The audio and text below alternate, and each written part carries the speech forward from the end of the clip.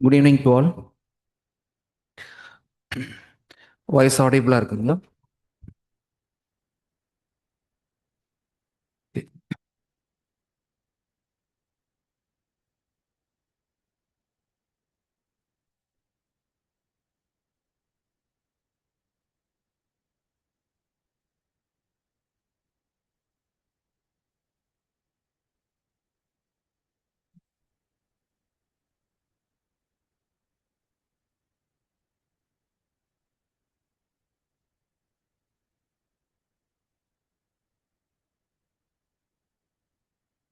ஓகேங்க. ஸோ ஆக்சுவலாக நம்மளோட நெக்ஸ்ட் டெஸ்ட் ஜான் 2026 கரெக்டாங்களா? ஆக்சுவலாக நம்ம லாஸ்ட்டு ரிவிஷன்மே ஜான்வரியில் இருக்கிற டாபிக்ஸும் டிஸ்கஸ் பண்ணியிருப்போம். கரெக்டாக நோட் பண்ணிங்களா? ஆக்சுவலாக நம்மளோட லாஸ்ட்டு டெஸ்ட் ரிவிஷன் எல்லாம். ஸோ மோஸ்ட்டாக வந்து நம்ம ஜான்வரியில் இருக்கக்கூடிய டாபிக்ஸும் லாஸ்ட் கிளாஸ்லேயே வந்து ஜான்லேருந்து எக்கனாமிக் சர்வே, அதுக்கப்புறம் என்னென்ன நடந்துச்சு, லாஸ்ட் கிளாஸோட நோட்ஸும் இந்த வீக் வர்ற டெஸ்ட்டுக்கு கொஞ்சம் கோ த்ரூ பண்ணிட்டு வாங்க ரிவிஷன் கிளாஸு. நம்ம ஆக்சுவலாக ரிவிஷன் இன்பிட்வீனில் இருந்திருக்கு, but we discuss the topics related to January month பேசியிருக்கோம். ஸோ இன்னைக்கு செஷன்லேயே மற்ற அதர் டாபிக்ஸ் பற்றி பேசுவோம். அதுக்கு முன்னாடி இந்த டைம் லைன் அப்படின்னு சொல்லி நம்ம லாஸ்ட் ஒரு செஷனில் ஆரம்பித்தோம், ஞாபகம் இருக்குங்களா? இனிஷியலாக கொஞ்சம் பேசியிருந்தோம். எங்கேருந்து ஆரம்பித்தோன்னு நினைக்கிறேன். எங்கேருந்து பேசியிருந்தேங்க? 1947 நம்ம பேசியிருந்தோம். 1990 வரைக்கும் பேசியிருக்கோமா? அதனோட ரிமைனிங் பார்ட்டை வந்து குயிக் 71 வரைக்கும் நம்ம பேசியிருக்கோம், ரைட்? ஓகே. அது ஒரு குயிக்காக பேசுகிறோம். ஸோ அது ரொம்ப நாள் நம்ம இனிஷியல் கிளாஸில் பேசியிருப்போம்னு நினைக்கிறேன், சரிங்களா? ஏன்னா சின்ஸ் நம்மளுடைய லாஸ்ட் செஷனில் நம்ம கொஞ்சம் ஜான்வரி மந்த்தை டிஸ்கஸ் பண்ணிட்டோம் அப்படிங்கிறதுனால வந்து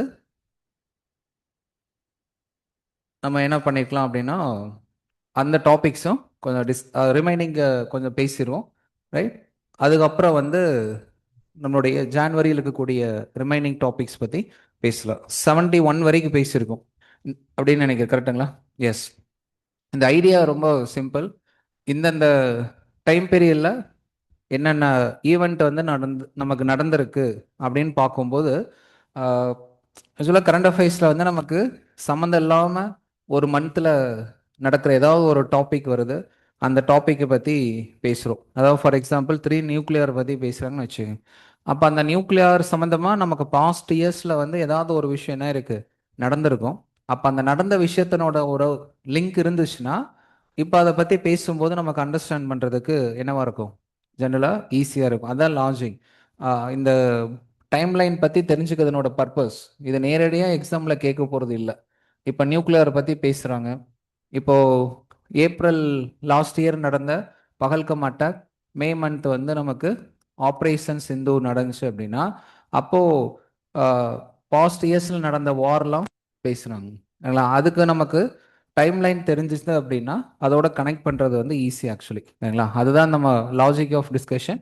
ஸோ அந்த ஆஸ்பெக்டில் வி வில் கண்டினியூ. 1971 பேசியிருக்கோம், கரெக்டா? அது கூட இப்போ ரீசெண்டாக நமக்கு என்ன நடந்திருக்கு அப்படிங்கிறதையும் என்ன இருக்குன்னா நம்ம டிஸ்கஸ் பண்ணும்போது it is easy to connect, right? இப்போ 71 பொறுத்த வரைக்கும் நமக்கு பங்களாதேஷ் கிரியேஷன், சரிங்களா? It is one of the external war of India with Pakistan அப்படின்னு வரும்போது நமக்கு அந்த இயர்ஸ் எல்லாம் கொஞ்சம் தரவா ஞாபகம் வச்சுங்க. 48 அடுத்து 62, 1965 and 1971 and 1999 for least 2025, சரிங்களா? இப்போ இந்த இன்சிடெண்ட்டை வச்சு நமக்கு ஒரு கொஷின் லாஸ்ட்டாக நடந்த யூபிஎஸ்சியோட அதர் எக்ஸாம்ஸில் சிடிஎஸில் ஒரு கொஷின் கேட்டிருந்தாங்க, சரிங்களா? அதையெல்லாம் நமக்கு இந்த இடத்துல ஹெல்ப் பண்ணும். இப்போ இந்த ஓனம் பார்த்தோம். இந்த டாபிக் வந்து எதை பேஸாக வச்சு வந்திருக்கோம்? காஷ்மீரை பேஸ். இமீடியட் ஆஃப்டர் இண்டிபெண்டன்ஸுக்கு அப்புறம் இஸ்லாம்ஸ் அதிகமாக இருக்கக்கூடிய Kashmir to be part of Pakistan. இதுதான் அவங்களோட டிமாண்ட். இதான் நம்ம இப்போ பேசுகிற காஷ்மீர் இஷ்யூ அப்படின்னு நம்ம சொல்லுவோம். கரெக்டா? அப்போ அந்த டிமாண்ட் வந்து அதை பேஸ வச்சு 48 வருது. அதுதான் ஃபர்ஸ்ட் மேஜர் பார்ட்டிஷனே. ஒரு என்னவா இருந்துச்சு, ஒரு ஆர்ம்டு ஆஸ்பெக்ட்ஸா. It is not a peaceful பார்ட்டிஷனாக கிடையாது, வைலண்ட் ஒன். அதுக்கப்புறம் நடந்த சப்சீக்வன்ட் அந்த ஸ்டேஜில் இதெல்லாம் நம்ம முன்னாடி நம்ம பேசியிருக்கோம். அதில் 71 பங்களாதேஷ் கிரியேஷன். கரெக்டா? பங்களாதேஷ் கிரியேஷன், இதை நம்ம ஞாபகம் வச்சோம். இப்போ 1971 பங்களாதேஷ் கிரியேஷன் பேசும்போது இப்போ ரீசன்ட் ஆன்கோயிங் பங்களாதேஷ் கிரைசிஸ் நம்ம என்ன பண்ணி வச்சுக்கலாம், இதோட கனெக்ட் பண்ணிடுங்க. அப்போ அதனோட டைம் லைனே நோட் பண்ணிட்டு வாங்க. இப்போ ரீசெண்ட்டை பற்றி ஏதாவது நம்ம பேசும்போது சைடில் எழுதிட்டீங்க அப்படின்னா இட் இஸ் ஈஸி, புரிஞ்சுக்க முடியுதுங்களா? இப்போ என்ன இருக்கலாம், ஜூலை டிக்ளரேஷன் அப்படின்னு ஒன்று கொண்டு வந்தாங்க, ஞாபகம் இருக்குங்களா? பங்களாதேஷோட கிரைசிஸ்க்கு அப்புறம் அங்கே இன்டரீம் கவர்மெண்ட் வராங்க.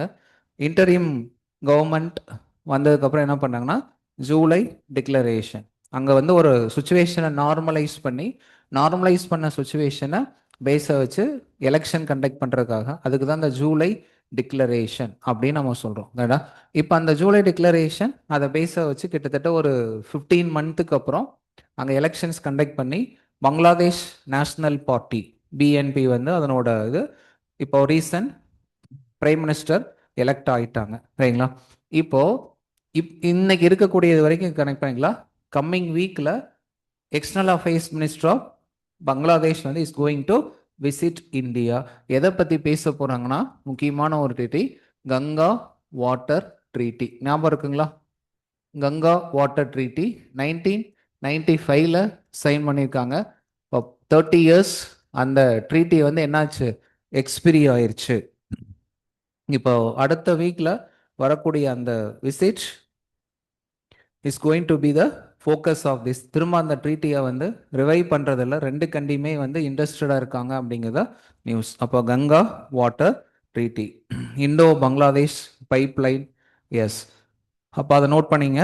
அப்போ இண்டோ பாகிஸ்தான் பங்களாதேஷுக்கு இடையில கங்கா வாட்டர் ட்ரீட்டி. அப்போ இப்போ இது வந்து நமக்கு நியூஸில் இருக்குது. கிட்டத்தட்ட லாஸ்ட் ஒரு 1 மந்த்தாகவே இந்த டாப்பிக்கில் பேசிகிட்டு இருக்கும்போது அப்போ என்ன பண்ணோம், ஜாகிரஃபியில் கிளியராக கங்கா ரிவர் பற்றி படிச்சிருக்கு. இதுதான் லாஜிக். இப்போ அவங்க ஏதோ ஒரு இடத்துல பேசியிருக்கும் போது தான் கேட்குறாங்க. இந்த டைப் ஆஃப் டிஸ்கஷன் என்ன, it will give you the confidence.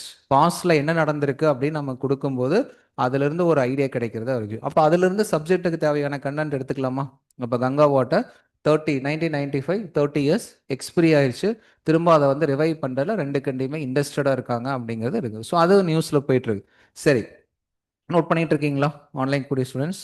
குயிக்காக அப்படியே அடுத்தடுத்த ஈவெண்ட்டை பேசலாம். ஸோ உங்களுக்கு தெரிகிற பாயிண்ட்ஸும் சாட் பாக்ஸில் போட்டே வாங்க. இட்ஸ் கோயிங் டு பி த ஒரு ரிவிஷன் தான். எங்கெங்கே பாயிண்ட்ஸ் ஏதாவது இருந்துச்சு அப்படின்னு ஆட் பண்ணிக்கலாம். இப்போ நான் எஸ்டர்டே நடந்த ஒரு டாப்பிக்கும் இதோட கனெக்ட் பண்ணுறேன். என்ன அப்படின்னு பார்த்தீங்கன்னா, we know that one fact வந்து இந்தியாவோட ஹையஸ்ட் பார்டர் ஷேரிங் கண்ட்ரி அப்படின்னு கேட்டால் பங்களாதேஷ். சரிங்களா? 4096.7 kilometre. The highest border sharing country with India வந்து பங்களாதேஷ். இந்த இதை ஈஸியாக ஞாபகம் வச்சுக்கிறதுக்கு ஒரு சொல்லியிருப்பார், பிசி பாணி MBA. இந்த ஷார்ட்கட் ஞாபகம் வச்சிட்டீங்க அப்படின்னா டைம்ல இது கூட உங்களுக்கு ஹெல்ப் பண்ணும். பங்களாதேஷ் அடுத்த செகண்ட் ஹையஸ்ட் வந்து சைனா, பாகிஸ்தான், நேபாள், மியான்மர், பூட்டான், ஆப்கானிஸ்தான். கரெக்டா? ஸோ இதுதான் ஹையஸ்ட் பார்டர் ஷேரிங் அப்படின்னுங்களா.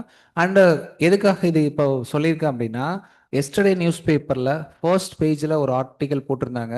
இவ்வளோ கிலோமீட்டருமே நமக்கு வந்து ஃபென்சிங் கிடையாது, காம்பவுண்ட் வாலில் வைக்க முடியாது, ஃபென்சிங்க்கு வேண்டல. ஆனால் என்ன இருக்காங்கன்னா, இல்லீகல் இன்ஃபில்ட்ரேஷன்ஸ் வந்து அதிகமாக இருக்குது, ஸ்மக்லிங் அதிகமாக இருக்கிறதுக்காக ஹோம் மினிஸ்ட்ரி வந்து ரீசெண்டாக ஒரு ஐடியா யோசிச்சிருந்தாங்க. படிச்சிங்களா எஸ்டர்டே? இதில் யூஸ் ஆஃப் ரெப்டைல்ஸ், ஸ்னேக் கடைங்களா, குரொக்கடைல்ஸை வந்து பார்டர் ஏரியாஸில் வந்து அதுக்கான இதை அமைச்சிட்டோம் அப்படின்னா அது வந்து என்னத்தை குறைக்கும், இல்லீகல் இன்ஃபில்ட்ரேஷன்ஸை குறைக்குமா அப்படிங்கிற ஒரு டிஸ்கஷன் வந்து எஸ்டர்டே பேசியிருக்காங்க. நாட் இட் இம்ப்ளிமெண்டட், ஆனால் அதில் நமக்கு தெரியும் நிறைய சேலஞ்சஸ் இருக்குது. அந்த ஏரியா வந்து ஃப்ரீக்வெண்ட் டு ஃப்ளட்டு. அப்போ அங்கே இருக்கக்கூடிய வில்லேஜஸ் இருக்காங்க, அங்கே நம்மளே கொண்டு போய் அனிமலை, எல்லாமே டேஞ்சரஸ் தான் இல்லைங்களா. ஸ்னேக்கு ஹை விஷம் இருக்கக்கூடிய ஸ்னேக்கும் ரெப்டைல்ஸில் குரோக்கடைல்ஸ் எல்லாம் ஆட் பண்ணும்போது இன்கேஸ் வந்து அதுவே ஹியூமன் அனிமல் கான்ஃப்ளிக்ட் வர்றதுக்கு வாய்ப்பு இருக்குது. திடீர்னு அங்கே வந்து வெள்ளம் வந்துச்சு, இப்போ நார்மலாகவே நம்ம ஊரில் ஃப்ளட் வந்தாலே பாம்பெல்லாம் வருதுன்னு சொல்கிறோம். அப்போ இது ரெண்டு ஆக்ஸ்பம் யோசிக்க வேண்டியது இருக்குது, அவ்வளோதான். இது இப்போ நம்ம நேற்று வரைக்கும் என்ன நடந்துங்கிறத கனெக்ட் பண்ண முடியுது. இது ஒரு way of discussing, way of connecting the topic from the பாஸ்ட்ல இருந்து இன்னைக்கு வரைக்கும். இப்போ நான் 1971 பங்களாதேஷ் கிரியேஷன் எடுக்கும்போது இப்போ இந்த ஃபேக்டை நான் ஆட் பண்ணியாச்சு. இப்போ இதில் Ganga water treaty films expected topic, அவ்வளோதான். அதுக்கு மேலே பங்களாதேஷில் நடந்த கிரைசிஸ் வந்து அந்த நாட்டோட இன்டர்னல் அஃபேர்ஸ், சரிங்களா. அது வந்து என்ன நடந்துச்சு என்னெல்லாம் நம்ம கேட்க போகிறது இல்லை. இன்னொரு பக்கம் பங்களாதேஷோட என்ன பண்ணிக்கலாங்க, பார்டர் ஷேரிங் கண்ட்ரி, சரிங்களா. பங்களாதேஷ் பார்டர் ஷேரிங் கண்ட்ரி யார் யாருங்க? இது உங்களுக்கு லாஸ்ட் கிளாஸ்லையும் கேட்டிருப்பேன்னு நினைக்கிறேன். Bangladesh border sharing country. இந்த இந்த டைம்ல எல்லாம் யோசிக்கவே கூடாது. யோசிக்கவே கூடாதுன்னா கேட்டவனே சொல்லணும்னு அர்த்தம். யோசிக்கவே கூடாதுன்னா அதான் மீனிங். யார் யாருங்க? ஹவு மெனி கண்ட்ரிஸ், இல்லை what are the countries? How many states sharing border? 5 states. Okay, state wise correct, 5 states. Country wise யாருங்க? இந்தியா, மியான்மர், கரெக்டா. மீதி ஏரியாலாம் என்ன வந்துடுறாங்க?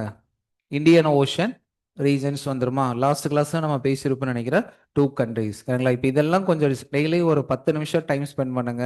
15 நிமிஷம் மேப் எடுத்து வச்சு, இப்போ நேபாள் வந்து நியூஸ்ல இருந்து இருக்கு, பங்களாதேஷ் வந்து நியூஸ்ல இருக்கு, இதெல்லாம் உங்களோட கான்ஃபிடன்ஸ் லெவலை வேற லெவலில் இம்ப்ரூவ் பண்ணும், சரிங்களா. நம்ம படிச்சதை வச்சு எழுதுறதா எக்ஸாம் இருக்கும்போது இதெல்லாம் நமக்கு வந்து இருக்கு. இப்போ நம்ம படிக்கலைன்னா அக்ராஸ் த கண்ட்ரி நேஷனல் லெவலில் படிச்சிருப்பாங்க. ஏன்னா இந்த வருஷம் பங்களாதேஷ் வந்து 15 மந்த்துக்கு மேலே நியூஸில் இருந்தது. ஒரு லாங் சர்வ்டு பிரைம் மினிஸ்டர் வந்து ரிசைன் பண்ணி அங்கே வந்து ஒரு பொலிட்டிக்கல் இன்ஸ்டபிலிட்டி, அந்த நாட்டோட பிரைம் மினிஸ்டருக்கு நம்ம தான் வந்து செக்யூரிட்டி கொடுத்துருக்கோம், இன்ன வரைக்கும் அவங்க இங்கே தான் இருக்காங்க. அவங்க இல்லாமல் எலெக்ஷன் நடந்துருச்சு, அடுத்த பிரைம் மினிஸ்டர் வந்தாச்சு, திரும்ப அவங்களே ரிலேஷன்ஸ் இருக்குது, பட் ஸ்டில் இருக்குது. அந்த சூழ்நிலையில் ஒரு எக்ஸாம் எழுத போகும்போது ஒரு சேஃபர் ஹேண்ட், அவ்வளோதான். இதில் என்ன ஆகுனா, நான் எதையும் மிஸ் பண்ணலங்கிற ஒரு நம்பிக்கையே நம்ம எக்ஸாம் ஒழுங்காக பண்ண வச்சிரும். இது அப்போ இந்த நேரத்தில் பங்களாதேஷ் பார்டர் ஷேரிங்னா பார்த்து வச்சிருங்க, ரைட். அதே மாதிரி ஸ்டேட்ஸ் வந்து ஞாபகம் வச்சுக்கலாம், இதுங்களா. இப்போ 71 நம்ம டைம் லைன்லேயும் பார்த்த மாதிரியாச்சு, இப்போ நடந்த வரைக்கும் பேசியிருக்கோம், கரெக்டுங்களா. சரி, அடுத்து 1972, இந்த இயர் 1972. 1972ல என்னெல்லாம் சொல்ல முடியும்? இயர் 1972ல வைல்ட் லைஃப் ப்ரொடெக்ஷன் ஆக்ட் 1972 சொல்லிடலாமா, சரிங்களா. இது வந்து கலெக்டிவ் லேர்னிங் தான், யார் யாருக்கு என்னென்ன பாயிண்ட் டக்குன்னு தெரியுதோ சொல்லிட்டே வந்தீங்கன்னா அடுத்த ஒரு சர்டைன் இயர் வரைக்கும் நம்ம போயிடலாம். அதுக்கப்புறம் கொஞ்சம் ஹோல்ட் ஆன் பண்ணிட்டு மற்ற டாபிக், சரிங்களா. ஸோ அப்படி அடுத்த ஸ்டேஜ் வரும்போது நம்ம பேசிடலாம். இப்போ wild life protection act, wild life protection act 1972 சொல்லும், சரிங்களா. இப்போ வைல்ட் லைஃப் ப்ரொடெக்ஷன் ஆக்டை நம்ம கிளியராக படிச்சிருக்கோமாங்கிறத பார்த்துக்கோங்க, சரிங்களா. இந்த ஆக்டை வரும்போது wild life protection act, very good. Simla agreement 1972, yes. பாருங்க லாஜிக்கா கரெக்டா மாட்டியிருக்கு. Simla agreement 1972, India and Pakistan Simla agreement. இந்த சிம்லா அக்ரிமெண்ட் 1972ல தான் என்ன கொண்டு வர்றாங்க? LOC, cease fire line. LOC 740 kilometre, 740 kilometre இருக்கிற எல்ஓசி வந்து it is based on the Simla agreement. Simla agreement 1972 note பண்ணிட்டீங்களா? சிம்லா அக்ரிமெண்ட்டும் இதோட அந்த 1972, ரைட். வேற ஏதாவது 72 இந்தியா இல்லை வேர்ல்டு லெவலில் ஏதாவது எனக்கு தேவை வந்து இந்த டாப்பிக்கை நான் வந்து ரீடைன் பண்ணுறதுக்கு இருக்கும். Establishment of north eastern states Vidya சொல்லியிருக்கீங்க. ஆக்சுவலாக 1971லேயே இன்னொரு பாயிண்ட் எழுதிக்கலாம், கரெக்டு தான். என்ன இருக்குன்னா, north eastern council, north eastern act, north eastern act 1971. 71ல் எழுதுனீங்கன்னா நார்த் ஈஸ்டர்ன் ஆக்ட் 1971, சரிங்களா. North eastern act 1971. அந்த நார்த் ஈஸ்டர்ன் ஆக்ட் 1971 பேச வந்துச்சு, என்ன கொண்டு வந்திருப்பாங்க? நார்த் ஈஸ்டர்ன் கவுன்சில் அப்படின்னு கொண்டு வந்திருப்பாங்க, நார்த் ஈஸ்டர்ன் கவுன்சில். கரெக்டா? அப்படியே எல்லாம் நோட் பண்ணிக்கிட்டே வந்துருங்க. எவ்வளோ கலெக்ட் பண்ண முடியுமோ கலெக்ட் பண்ண. North eastern council. இந்த நார்த் ஈஸ்டர்ன் கவுன்சில் கேள்விப்பட்டிருக்கீங்களா? அது யாரை ஹெட் பண்றாங்க? நார்த் ஈஸ்டர்ன் கவுன்சில் வந்து யாருங்க ஹெட் பண்றது? நார்த் ஈஸ்டர்ன் ஆக்ட் 1971 அதை பேஸாக வச்சு நார்த் ஈஸ்டர்ன் கவுன்சில் கொண்டு வராங்க. North eastern council headed by home minister. North eastern council headed by home minister. Yes. So north eastern கவுன்சிலுடைய மெம்பர்ஸ்லாம் யார் யாருங்க? இதுதான் போன வருஷமா 23ல யூபிஎஸ்சியோடைய கேள்வி. ஸோ அதை பார்த்துருங்க கையோட கிளாஸ் முடிச்சுட்டு. 23ன்னு நினைக்கிறேன். 22 ஆர் 23ல who are the members of north eastern council. ஆக்சுவலாக யூபிஎஸ்சி என்ன கொடுத்துருந்தாங்கன்னா, இந்த மெம்பர்ஸோட லிஸ்ட்டில் யாரை கொடுத்துருந்தா? ஹோம் மினிஸ்டர் ஆப்ஷனாக கொடுத்துருந்தான். ஆக்சுவலாக ஹோம் மினிஸ்டர் என்ன பண்ணுறாரு? ஹெட் பண்ணுறாரு. அவ்வளோதாங்க. யூபிஎஸ்சி சின்ன ட்ராக்கு தான். நம்ம பார்த்தோன்னே டக்கு நம்ம படிச்சது வந்துருச்சு அப்படின்னு அடிச்சிருவோம். கரெக்டா? ஆனால் அவர் என்ன மெம்பர் கிடையாது, அவர் தான் தலைவர். ஆனால் நம்ம north east council, north east council home மினிஸ்டர்னு படிச்சுட்டு போவோம். அவன் ஹெட்டுக்கு பதிலாக மெம்பரில் கொடுத்துருந்தா. இதுதான் அந்த வருஷம் இருந்த ட்ரிக்கு. இது சின்ன ஃப்ளாஸ் தான் இல்லைங்களா? நார்த் ஈஸ்டர்ன் கவுன்சில் அப்படிங்கிறது. எஸ். சரிங்களா? அப்போ இந்த நார்த் ஈஸ்டர்ன் கவுன்சில் நம்ம சொல்கிறோம், நார்த் ஈஸ்டில் இருக்கக்கூடிய இன்க்ளூடிங் சிக்கிமோட சேர்த்து 8 ஸ்டேட்ஸ் வந்து இதில் இருக்காங்க. சரி, இந்த நார்த் ஈஸ்டர்ன் கவுன்சில் அங்கே இருக்கிற மாதிரி அப்போ அதர் பார்ட் ஆஃப் இந்தியாவில் இருக்கிற கவுன்சிலோட பேர் என்னங்க? கரெக்டு தான், ஜோனல் கவுன்சில். கரெக்டா? Zonal council. நோட் பண்ணிங்க. Zonal council. ஜோனல் கவுன்சில் எவ்வளோ எவ்வளோ ஜோனல் கவுன்சில் இருக்குங்க? North, south, east, west, central. அப்போ மொத்த ரெஸ்ட் ஆஃப் இந்தியாவோ 5 ஜோனல் கவுன்சிலுக்குள்ளே வந்துடுறாங்க. கரெக்டா? இந்த ஜோனல் கவுன்சிலில் வந்துடுறாங்க. அப்போ நார்த் ஈஸ்ட் இருக்கக்கூடியவங்க நார்த் ஈஸ்டர்ன் கவுன்சிலுக்குள்ளே வந்துடுறாங்க. கரெக்டா? லாஜிக் முடிஞ்சு. இப்போ ஜோனல் கவுன்சில் யாரை ஹெட் பண்ணுறாங்க? அதுவும் ஹோம் மினிஸ்டர். சரிங்களா? அதுவும் ஹோம் மினிஸ்டர். அவ்வளோதான். இப்போ மொத்த நார்த் ஈஸ்ட் ஒரு பக்கம் வந்துருச்சு. Rest of India was divide. சரி, ஜோனல் கவுன்சில் வந்து ஸ்டாச்சுரரி பாடியா இல்லைங்களா? ஜோனல் கவுன்சில் வந்து கான்ஸ்டியூஷனல் பாடியா, ஸ்டாச்சுரி பாடியா, இல்லை எக்ஸிக்யூட்டிவ் ரெசல்யூஷனா? எக்ஸிக்யூட்டிவா? எகெயின் டவுட் ஆயிடுச்சா? இவ்வளோதான். சின்ன சின்ன இந்த இந்த கேப்பை ஃபில் பண்ணிடலாம். Right? No worry. Statutory body என்ன ஆக்ட்? இதுக்கு தான் சார் ஆன்சரே சொல்ல. ரைட்? ஸ்டாச்சுரின்னு சொன்ன ஆக்ட் கேட்குறோம். ரைட். ஸ்டேட் ரீஆர்கனைசேஷன் ஆக்டுங்க, எல்லாம் நமக்கு தெரிஞ்சது தான். ஸ்டேட் ரீஆர்கனைசேஷன் ஆக்ட் 1956 அதை பேஸை வச்சு தான் ஜோனல் கவுன்சில் கொண்டு வந்திருப்பாங்க. So it is a statutory body. அப்போ ஒரு ஏரியா கிளியர் ஆயிடுச்சு. இந்த whole India except north east வந்து டிவைடட் இன்டூ 5 ஜோனல். 5 ஜோனலோட ஜோனல் கவுன்சிலோட head home minister. Zonal council is a statutory body under state reorganization act.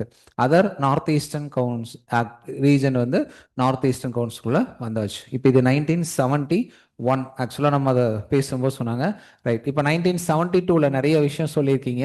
S, 1972 wild life protection act சொல்லிடலாம். அதுக்கப்புறம் பார்த்தீங்கன்னா ஸ்டாக்ஹோம் கான்ஃபரன்ஸ். கரெக்டுங்களா? Stockholm conference 1972 ஞாபகம் இருக்கா?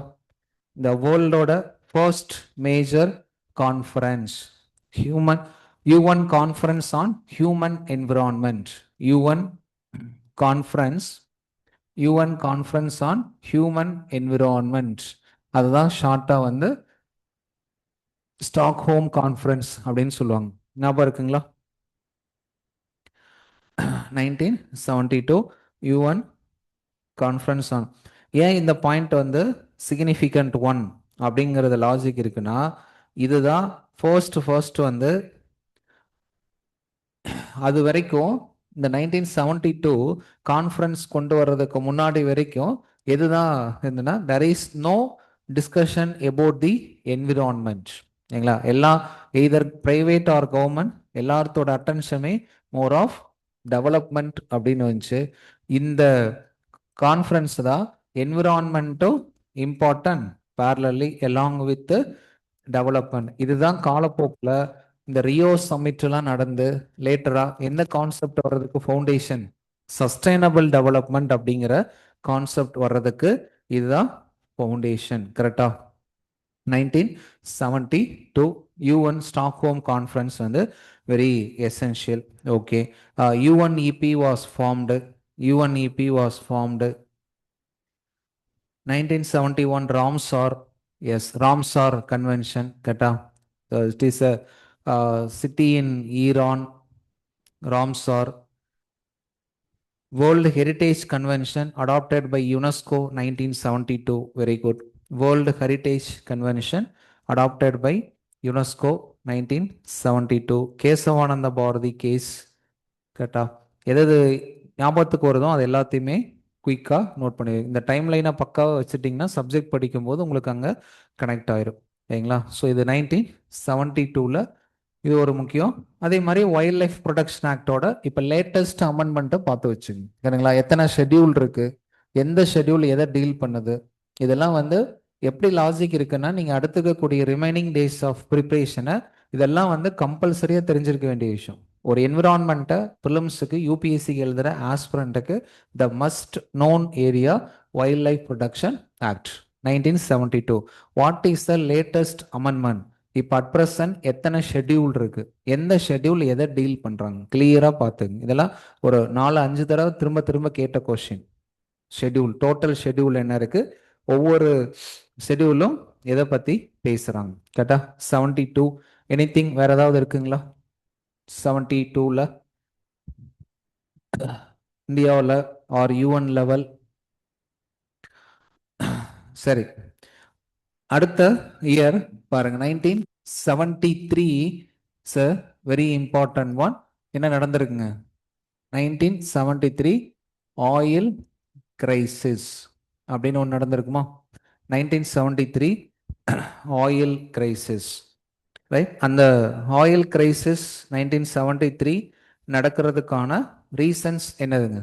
யோம் Kippur war. Yes, or Arab Israel war. Note பண்ணிடுங்க. கொஞ்சம் அப்படியே குயிக்காக எழுதிட்டு வாங்க, நிறைய ஈவெண்ட் இருக்கு, பார்த்துருவோம். யோம் கிப்பூர் வார் ஆர் அரேப் இஸ்ரேல் வார் அப்படின்னு சொல்லுவாங்க. அது உங்களுக்கு தெரியும். அந்த இதில் வந்து யூஎஸ் இப்போ இருக்கிற அதே சூழ்நிலை தான் 73 அப்படின்னு இருக்கும்போது அதுக்கப்புறம் என்ன இருக்கு அப்படின்னா யூஎஸ் வந்து இது அரேப் கண்ட்ரீஸ்க்கும் இஸ்ரேலுக்கும் நடந்திருக்கும். வழக்கம் போல் யூஎஸ் வந்து இஸ்ரேலுக்கு சப்போர்ட் பண்ணியிருப்பாங்க. அரேப் கண்ட்ரீஸ் வந்து யூஎஸ்க்கு வரக்கூடிய ஆயிலை வந்து என்ன பண்ணிட்டாங்கன்னா கட் பண்ணியிருப்பாங்க, ஆயில் எக்ஸ்போர்ட்டை. இல்லைங்களா? ஒபேக் அப்படிங்கிற இன்ஸ்டியூஷன் இவங்களும் சேர்ந்து என்ன பண்ணாங்கன்னா ஆயில் ப்ரொடக்ஷனை ஸ்டாப் பண்ணால் எக்ஸ்போர்ட் டு யூஎஸ்ஐயும் ஸ்டாப் பண்ணாங்க. அது என்னவா மாறுச்சுன்னா கிரைசிஸ் அப்படிங்கிறது மாறுச்சு. ஒபேக் வந்து அதுக்கு முன்னாடி ஃபார்ம் பண்ணியிருப்பாங்க. ஒபேக் எந்த வருஷம் ஃபார்ம் பண்ணுறாங்க? Organization for petroleum exporting countries. Which year OPEC was formed? 60ங்களா? 1960. ரைட். அதுக்கு முன்னாடியே வந்து இருக்கும். ஸோ அதுவும் இந்த வருஷம் ரிலவெண்ட்டான ஒரு ஏரியா தான். ஓகேங்களா? ஃபைன். சரி, ஏன்னா நீங்கள் நிறைய தெரிஞ்சு வச்சிருவோம், ஏதோ ஒரு இடத்துல அந்த நாலேஜ் வந்து நமக்கு அந்த கொஷினை டெசிஷன் இருக்கு. ரைட். 1973 oil crisis. இந்த 1973 ஆயில் கிரைசிஸ் தான் லேட்டர் எதனோட ஃபார்மேஷனுக்கு காரணமாக இருந்துச்சு? G7 formation 1975. அது உங்களுக்கு லாஜிக் தெரியும், ஆல்ரெடி நம்ம பேசியிருப்போம்னு நினைக்கிறேன். That is the reason for formation of group of 7 informal grouping. இந்த G7 it is a country of developed industrialised கண்ட்ரிஸோட grouping. No secretariat, no permanent headquarter, rotation based member கண்ட்ரிஸ்குள்ள இந்த summit அப்படிங்கிறது வந்து நடக்கக்கூடியது. சரிங்களா? ஸோ G7 ஒரு கட்டத்தில் என்னவா மாறி இருக்குன்னா G8 வந்திருப்பாங்க. யாருன்னா ரஷ்யா வாஸ் இன்க்ளூடட் ஆஃப்டர். எதுக்கப்புறங்க? யூஎஸ்எஸ்ஆர் டிஸ்இன்டகிரேஷன்ஸ்க்கு அப்புறம் 1998 Russia 1998 Russia was added. Then that become G7 G8 மாறி இருப்பாங்க. இந்த G8 எது வரைக்கும் ட்ராவல் ஆயிருக்குன்னா 2013 வரைக்கும் போயிருப்பாங்க. என்ன இருக்கு? அதுதான் உக்ரைன் கிரைசிஸ். Ukraine crisis. இந்த உக்ரைன் கிரைசிஸ்ங்கிறது nothing but Crimea was annexed by Crimea was annexed by Russia. இந்த கிரைசிஸ்க்கு அப்புறம் G7 G8 become once again G7. சரிங்களா? இது வரைக்கும் இருக்கு. இந்த G7 இந்த இந்த வருஷம் இம்பார்ட்டன்ட். ஏன்னா அதனோட 50th சமிட் வந்து நடந்திருக்கு. ஏன்னா எத்தனாவது வருஷம்? 75 50 இயர்ஸ். லாஸ்ட் இயர் வந்து 2025. ஸோ அதனால தான் உங்களுக்கு ரஸ்ட்ரூவில் G7 பற்றி ஒரு டாபிக் போட்டு அதில் கொஷின்ஸ்லாம் சால்வ் பண்ணி இருந்திருப்போம். ஓரளவுக்கு அதில் போட்டிருக்கிற டாபிக் எல்லாமே ஏதோ ஒரு லாஜிக்கலாக எக்ஸ்பெக்டட் டாபிக், ஏதோ ஒரு லாஜிக்கில் எக்ஸ்பெக்டட் டாப்பிக்காக தான் இருக்குமா? நோட் பண்ணிட்டீங்களா? இண்டஸ்ட்ரியலைஸ்டு டெவலப்டு கண்ட்ரிஸோட குரூப்பிங் தான் G7. No secretariat, no permanent secretariat எல்லாம் பார்ப்போம். And European union is part of it. They are not member. India வந்து most of the time invited. அதில் எந்தெந்த டைம்லேருந்து இந்தியா வாஸ் இன்வைட்டட் அது எல்லாமே அந்த நான் ரஸ்த்ரூவில் ரஸ்த்ரூன்னு போட்டு வச்சுருங்க. அந்த கொஷின்ஸு அந்த வீடியோஸில் கிளியராக நம்ம பேசியிருப்போம். இந்த வருஷத்துலேருந்து இந்தியா வந்து ஸ்பெஷல் இன்வைட்டி. எந்த வருஷத்தில் first time India was invited by G7ங்கிற வரைக்கும் நம்ம அதில் சொல்லி வச்சுருப்போம். சேஃபர் சைடு தான் கரெக்டுங்களா? போன வருஷம் பிம்ஸ்டிக் கேட்டான், அதே போன வருஷம் பிரிக்ஸை கேட்டான். இந்த வருஷம் G7 எனக்கு தெரிஞ்ச இது வரைக்கும் கேட்கவே இல்லை. யூபிஎஸ்சியில் G20 2 டைம் கேட்டாங்க. G7 வந்து அது அந்த எந்த வருஷம் அப்படிங்கிற வரைக்கும் நம்ம பேசியிருக்கோம். சரிங்களா? அப்போ 73 ஆயில் கிரைசிஸ் அதோட சேர்த்து இதையும் ஆட் பண்ணி 75 வந்துட்டோம். 74ல் ஏதாவது இம்பார்ட்டன்ஸ்? Ferro okay. 71 வந்து ப்ராஜெக்ட் டைகர். 73 கேடா project tiger 73. Yes, project note பண்ணி வச்சுங்க. Water act project tiger. Yes, project tiger water act இதெல்லாமே 73 வந்து. அப்போ 73 ப்ராஜெக்ட் டைகர் நம்ம பேசும்போது ப்ராஜெக்ட் டைகர் இந்தியாவை பொறுத்த வரைக்கும் என்னன்னா ஸ்பீசிஸ்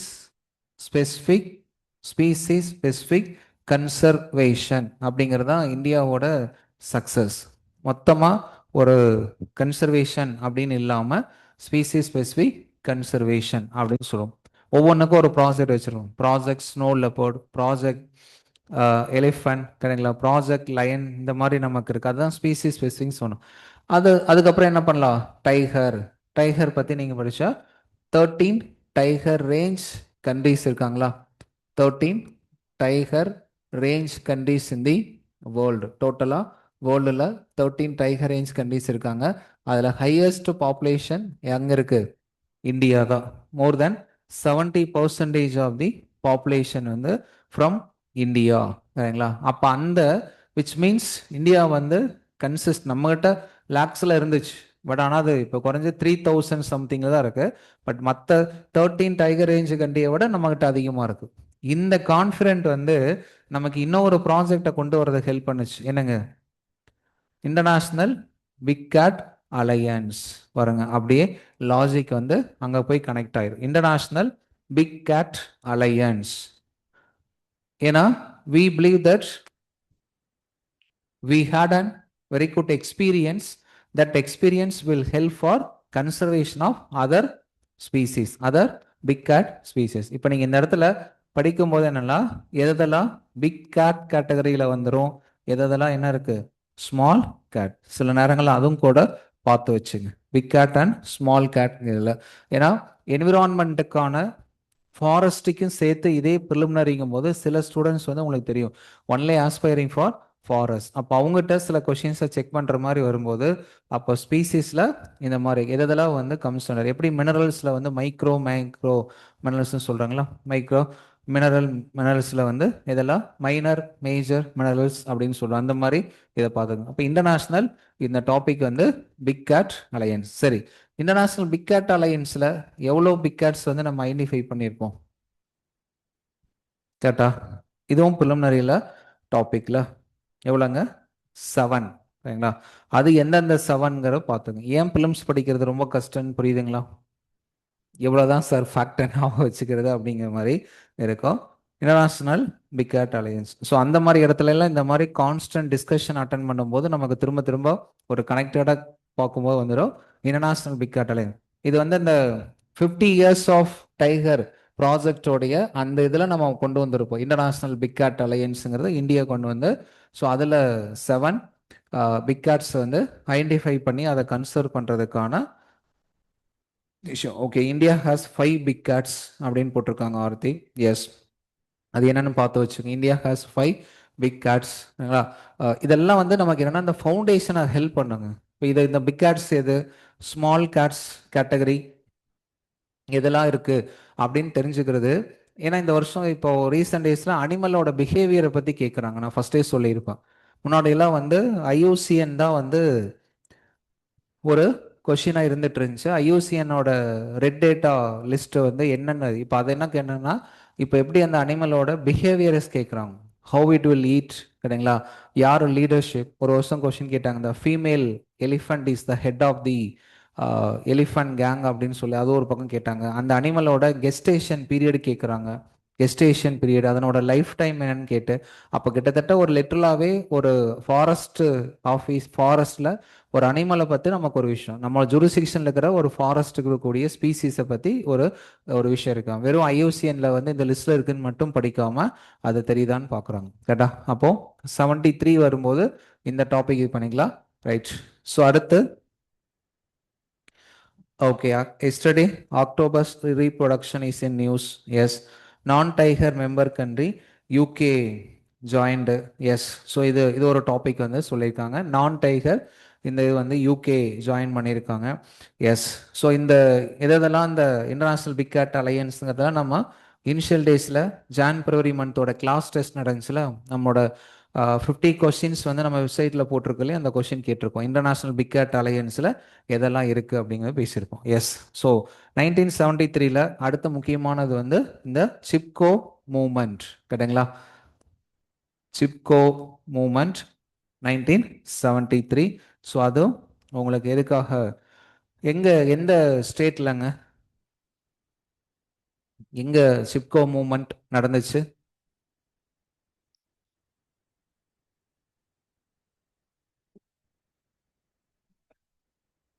யூபியா, உத்தரகாண்டுங்களா?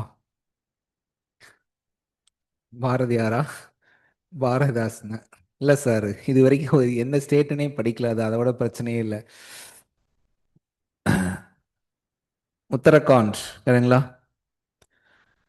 இப்போ அட் ப்ரெசன்ட் வந்து Uttarakhand Chipko movement. Right. So அதை பார்த்து வச்சுங்க. சிப்கோ மூமெண்ட் நம்ம படிச்சிருக்கோம்ல. So hugging of trees to save the ட்ரீஸ்க்கான ஒரு பீப்புள் மூமெண்ட்டு தான் சிப்கோ மூமெண்ட் அப்படிங்கிறது. ஸோ அதெல்லாம் நம்ம என்சிஆர்டி கண்டென்ட்டே இருக்கும் ஒரு வருஷம். அதுவும் பாஸ்ட் இயர்ஸில் யூபிஎஸ்சி கேட்டிருக்காங்க. 1973 இந்த ஒரு டாபிக். ரைட். ஓகே, எனிதிங் வேற ஏதாவது 73ல ஞாபகம் இருக்கா? 73 டைகர் பற்றி பேசினோம், அதோட ரிலேட்டட் டாபிக் பேசியிருக்கோம். சைட்ஸ் கன்வென்ஷன் CITES 73ங்களா? கரெக்டா? இயர் கரெக்டா? 1973 CITES படிச்சிருப்போமா? என்விரான்மெண்ட்ல கூடிய சைட்ஸ். ஸோ அதனோட ஃபெரா ஃபாரின் எக்ஸ்சேஞ்ச் ரெகுலேஷன் ஆக்டுங்களா? FERA act 73. Okay, FERA FERA act 1973. Paris peace accord. Okay, so Paris peace accord.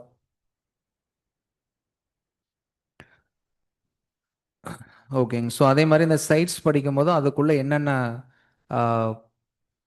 இதெல்லாம் இருக்கு, அதாவது என்னென்ன சொன்னோன்னா அதுக்குள்ள இருக்கக்கூடிய கிளாசிஃபிகேஷன்ஸ்ல என்னென்ன படிச்சிருங்க. எப்படி வைல்ட் லைஃப் ப்ரொடக்ஷன் ஆக்ட் வரும்போது ஷெட்யூல் படிக்கிறோமோ அதுக்குள்ள இருக்கக்கூடியது.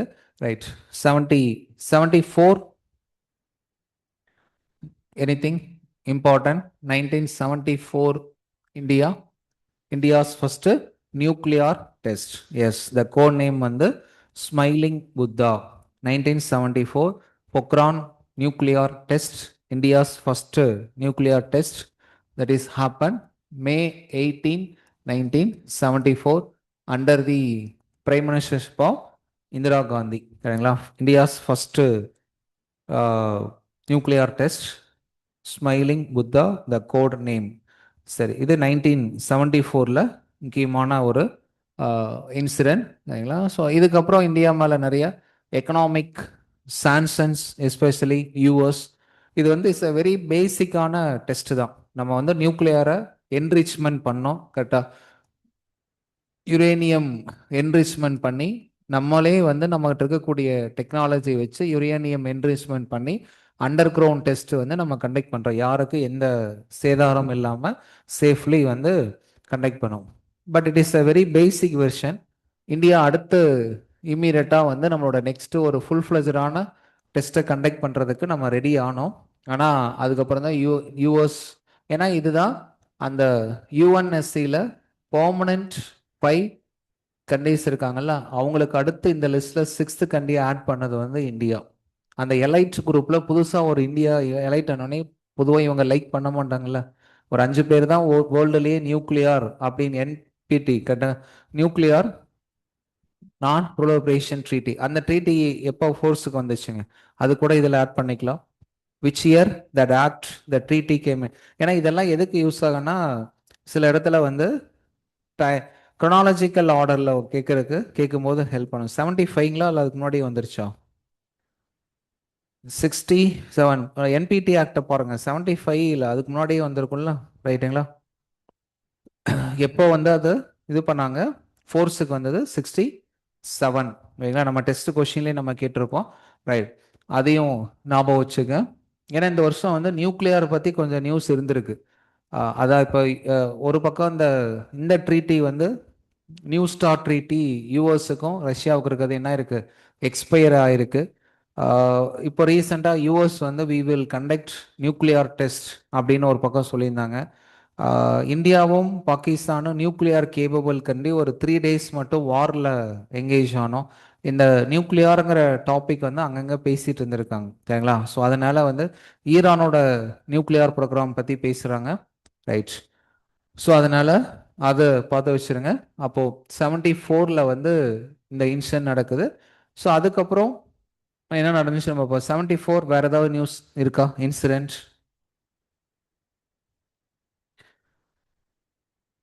Petrol dollar deal, okay. 74 ஏன்னா எல்லாமே அந்த டைமில் வந்து அந்த 73 கிரைசிஸ் பேஸை வச்சு வந்தது. Bihar movement later major reason for 1975 emergency, okay. அடுத்து வந்து இயர் நமக்கு எமர்ஜென்சி 1975. அதுக்கு முன்னாடி இந்த பீகார் மூவ்மெண்ட் வந்து ரீசன் ஃபார் பொலிட்டிக்கல் கிரைசிஸ் தான். அது லேட்டராக என்ன பண்ணியிருப்பாங்கன்னா, அப்போ இருந்த பிரைம் மினிஸ்டர் எமர்ஜென்சியை வந்து டிக்ளேர் பண்ணது தான் ஃபஸ்ட்டு அந்த மேஜர் கான்ட்ரவர்ஷியாக மாறி இருக்கும், ரைட்? ஸோ அப்போது இந்த 74க்கு அப்புறம் 1975 வரும்போது எமர்ஜென்சி, நேஷனல் எமர்ஜென்சி. இன்னொரு பக்கம் நியூக்ளியர் சப்ளையர் குரூப் அப்படிங்கிறதும் எழுதிக்கலாம். இந்தியாவோட ஃபஸ்ட்டு டெஸ்ட்னால nuclear supplier group.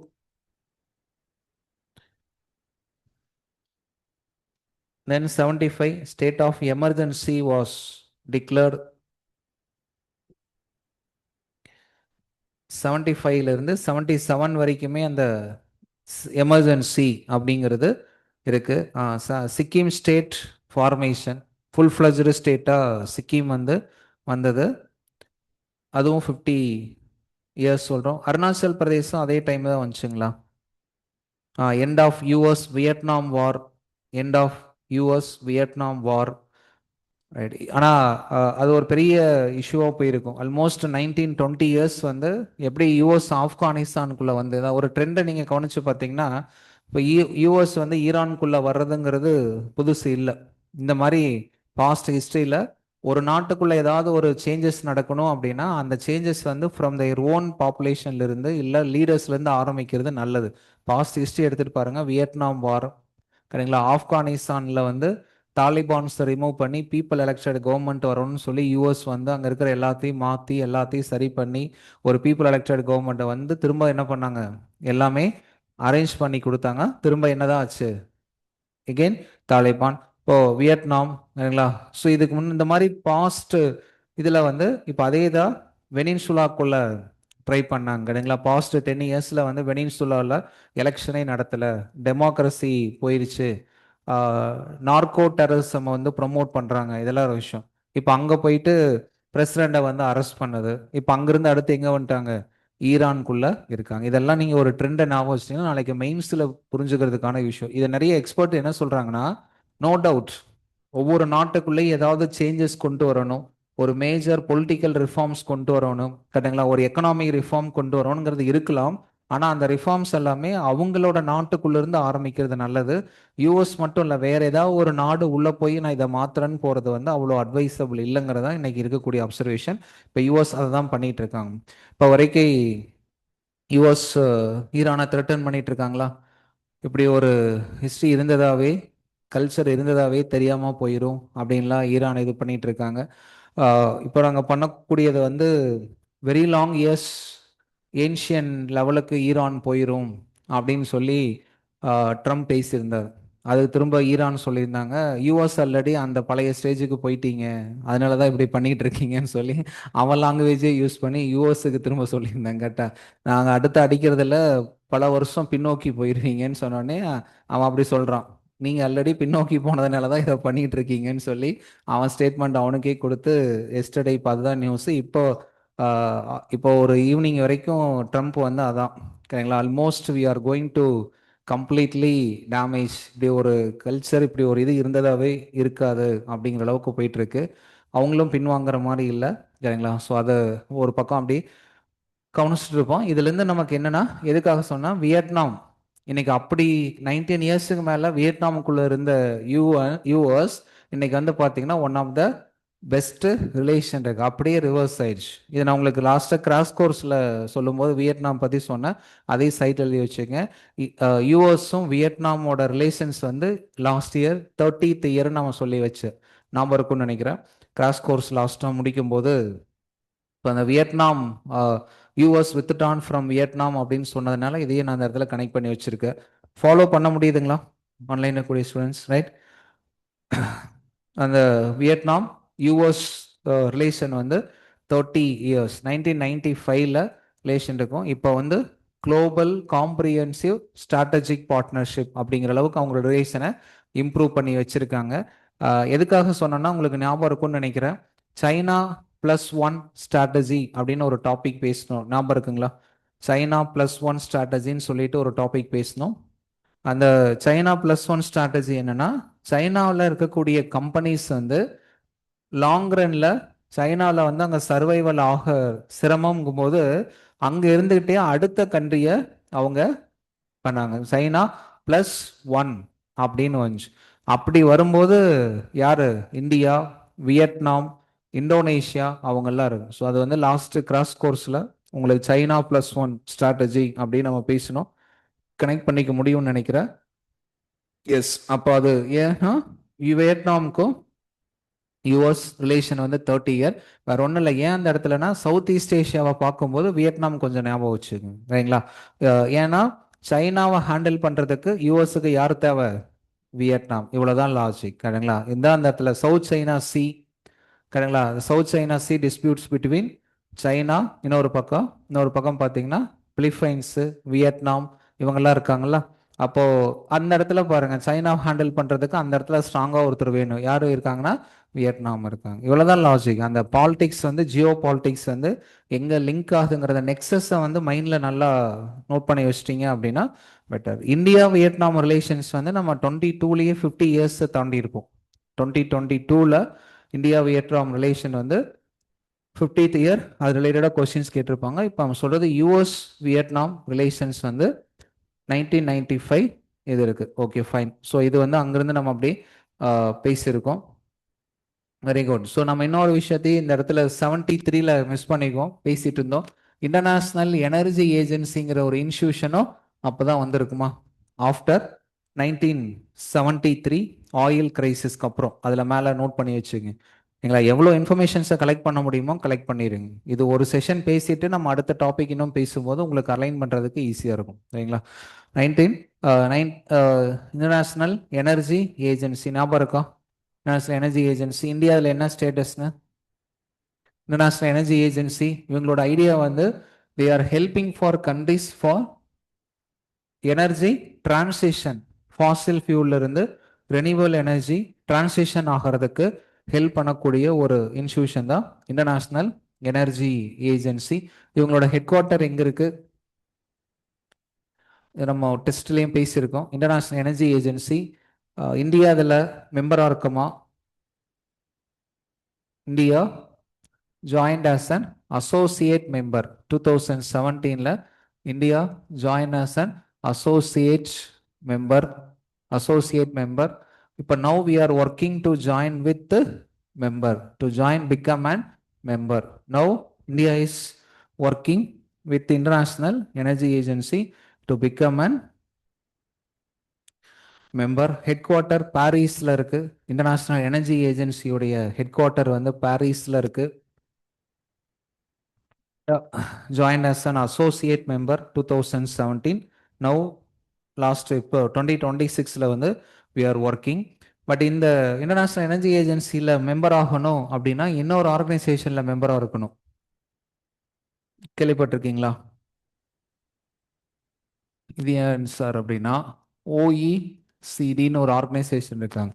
Organisation for economic cooperation and development. OECD, Organization of Economic Cooperation and Development, works under Organization of Economic. அதுக்குள்ள ஒர்க் பண்றாங்களா? இன்டர்நேஷனல் எனர்ஜி ஏஜென்சிங்கிறது independent இன்ஸ்டிடியூஷனா ஆர் ஒர்க்கிங் அண்டர் ஓஇசிடிங்களா? Hariharan under அப்படின்னு போட்டிருக்கோம், அதை செக் பண்ணுங்க. இதுல மெம்பரா இருக்கிறவங்க இந்த இன்டர்நேஷனல் எனர்ஜி ஏஜென்சியில் மெம்பர் ஆகலாம் அப்படிங்கிற விஷயம். பட் ஓஇசிடியில் இந்தியா மெம்பரா? இல்லை, India is not a member. சரிங்களா? India is not a member. ஆனால் இந்தியா இதில் மெம்பர், ஓஇசிடியில் மெம்பர் இல்லைனாலும் இன்டர்நேஷனல் எனர்ஜி ஏஜென்சியில் மெம்பர் ஆகிறதுக்கு என்ன பண்ணிட்டு இருக்கோம்? ஒர்க் பண்ணிட்டு இருக்கோம். சின்ஸ் இந்தியா வந்து one of the largest consumer of crude oil. சரிங்களா? க்ரூட் ஆயில் கன்சியூம் பண்ணுறதுல தேர்டு பிளேஸ் நிற்கிற இந்தியா வந்து one of the largest consumer அந்த ஆஸ்பெக்ட்ல. அப்போ international energy ஏஜென்சிங்கிற institution will help for the country for energy transition. Energy டிரான்சிஷனுக்கு வந்து help பண்ணுறாங்க. ஸோ அப்போ எனர்ஜி டிரான்சிஷனுக்கு வந்து ஹெல்ப் பண்ணும்போது இப்போ இந்தியா வந்து one of the largest user of crude oil. அப்போ அவங்க இதில் மெம்பர் ஆகிறதுக்கு என்ன பாசிபிலிட்டிஸ்னு பார்க்குறாங்க. அப்போ India is not a member of OECD. சரிங்களா? இது அப்பப்போ எப்பாவது நியூஸில் இருக்கும். Organisation for economic cooperation and development note பண்ணி வச்சுங்க. சில நேரங்களில் கேள்வி வந்து அந்த மாதிரி இருக்கலாம். அதே மாதிரி India is not member of Asia Pacific economic cooperation அப்படின்னு ஒன்று இருக்காங்க. ஒரு இன்ஸ்டியூஷன் கேள்விப்பட்டிருப்பீங்களா? ஏஷியா பசிபிக் எக்கனாமிக் கோஆபரேஷன் அப்படின்னு ஒன்று இருக்காங்களா? Asia Pacific economic cooperation, APEC. India is not a member. Note பண்ணி வச்சிருங்க. இப்போ OECD India is not member and Asia Pacific economic cooperation India is not a member. இது ஒரு வருஷம் ப்ரிலிம்ஸில் கொடுத்துருந்தாங்க. இந்தியா வந்து எந்தெந்த ஆர்கனைசேஷனில் வந்து மெம்பர் அப்படின்னு கேட்டுட்டு ஏஷியா பசிபிக் எக்கனாமிக் கோஆபரேஷன் இதில் இருக்கக்கூடிய இவங்கள வந்து 21 கண்ட்ரிஸ் இருக்காங்க. இதை பொதுவாக 21 கண்ட்ரிஸ் அப்படிங்கிறதுக்கு பதிலாக 21 எக்கனாமிக்ஸ் அப்படின்னு சொல்லுவாங்க. 21 எக்கனாமிக்ஸ், 21 எக்கனாமிக்ஸ். என்னோட ஹெட் குவார்ட்டர் வந்து in Singapore. Asia Pacific economic cooperation the head quarter வந்து in Singapore. India is not a member. Right. அதே மாதிரி OECD India is not member.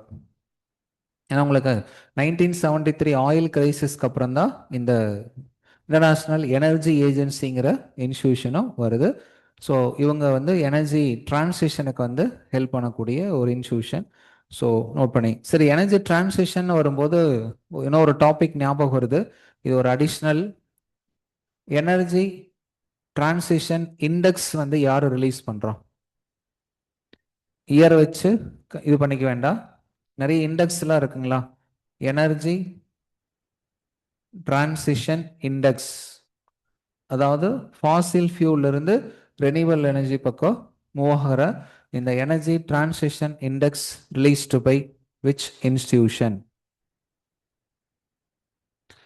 Follow பண்ணிட்டு இருக்கீங்களா? அதர்ஸ் எழுத முடியுதுங்களா? புரிஞ்சுக்க முடியுதா? எனி டிஃபிகல்ட்டி சாட் பாக்ஸ் போட்டுருங்க. ஏன்னா நான் எல்லாத்தையும் கொஞ்சம் ரிலவெண்ட்டாக இருக்கிற எல்லாத்தையும் மொத்தமாக பேசிகிட்டு இருக்கிறேன்.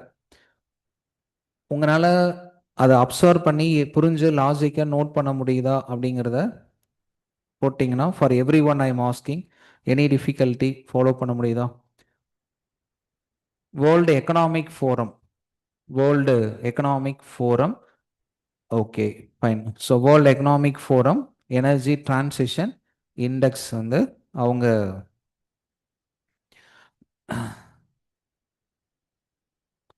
Okay fine, no difficulties, right, okay. So இது அப்போது எனர்ஜி டிரான்சிஷன் இண்டெக்ஸ் இது எல்லாமே பாருங்கள், இந்த 70s இவ்வளோ இருக்குது. ஆயில் கிரைசிஸு, அதுக்கப்புறம் G7 ஃபார்மேஷன், சரிங்களா? அதுக்கப்புறம் வந்து இவங்க நியூக்ளியர் சப்ளையர் குரூப் பற்றி சொன்னோம். அதுலேயும் இந்தியா வந்து என்ன கிடையாது, மெம்பர் கிடையாது. எஸ், நியூக்ளியர் சப்ளையர் குரூப்பில் India is not a member. அந்த குரூப் ஆரம்பிக்கிறதுக்கே காரணம் வந்து இந்தியாவோட டெஸ்ட். அந்த லாஜிக் உங்களுக்கு தெரியும். ப்ளஸ் இந்த இன்டர்நேஷ்னல் எனர்ஜி ஏஜென்சி இவங்க எல்லாமே பேசியிருக்கோம். இப்போ இது வரைக்கும் நம்ம 74 பார்ல 75 சொன்னோம். Emergency, Sikkim state formation, Arunachal பிரதேஷோட ஸ்டேட் ஃபார்மேஷன் எங்கெங்க, எந்த இயர், ஏதாவது ஃபேக்ட் தெரியுங்களா? Arunachal Pradesh which year it was formed?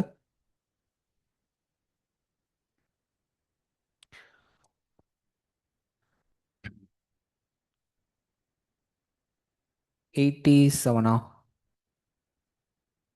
Okay fine. So அது நோட் பண்ணிங்கன்னா நம்ம நார்த் ஈஸ்டில் மற்ற டாபிக் வரும்போது பேசிக்கலாம். சரி, இது வரைக்கும் 75 வரைக்கும் நம்ம பேசியிருக்கோம். எஸ், எனிதிங் வேறு ஏதாவது 75 வரை 70 இதில் இருக்குங்களா? இது இந்த ஏரியாவோட ரிலேட்டடாக இருக்கக்கூடியது எதுங்க? ஸ்ட்ராட்டஜிக் பெட்ரோலியம் ரிசர்வ் இந்த டைமில் கொண்டு வந்தோமா? யூஎஸ் எஸ்டாப்ளிஷ் பண்ணியிருப்பாங்க. Very good, okay. World's first, yes, 1975ல் world's first strategic petroleum reserve அப்படிங்கிற கான்செப்ட் வந்து யூஎஸ் எஸ்டாப்ளிஷ் பண்ணியிருப்பாங்க. ஏன்னா 73 கிரைசிஸில் suddenly they faced the shortage of oil. அதனால ரிசர்வ் பண்ணி வச்சுக்கலாம் இந்த மாதிரி எமர்ஜென்சி டைமில் ஹேண்டில் பண்ணுறதுக்கு அப்படிங்கிறது இருந்திருக்கும். So US strategic petroleum reserve. Okay. Tobacco board act என்ன வருஷங்க ராம்? டொபாக்கோ போர்டு ஆக்ட் போட்டிருக்கீங்க.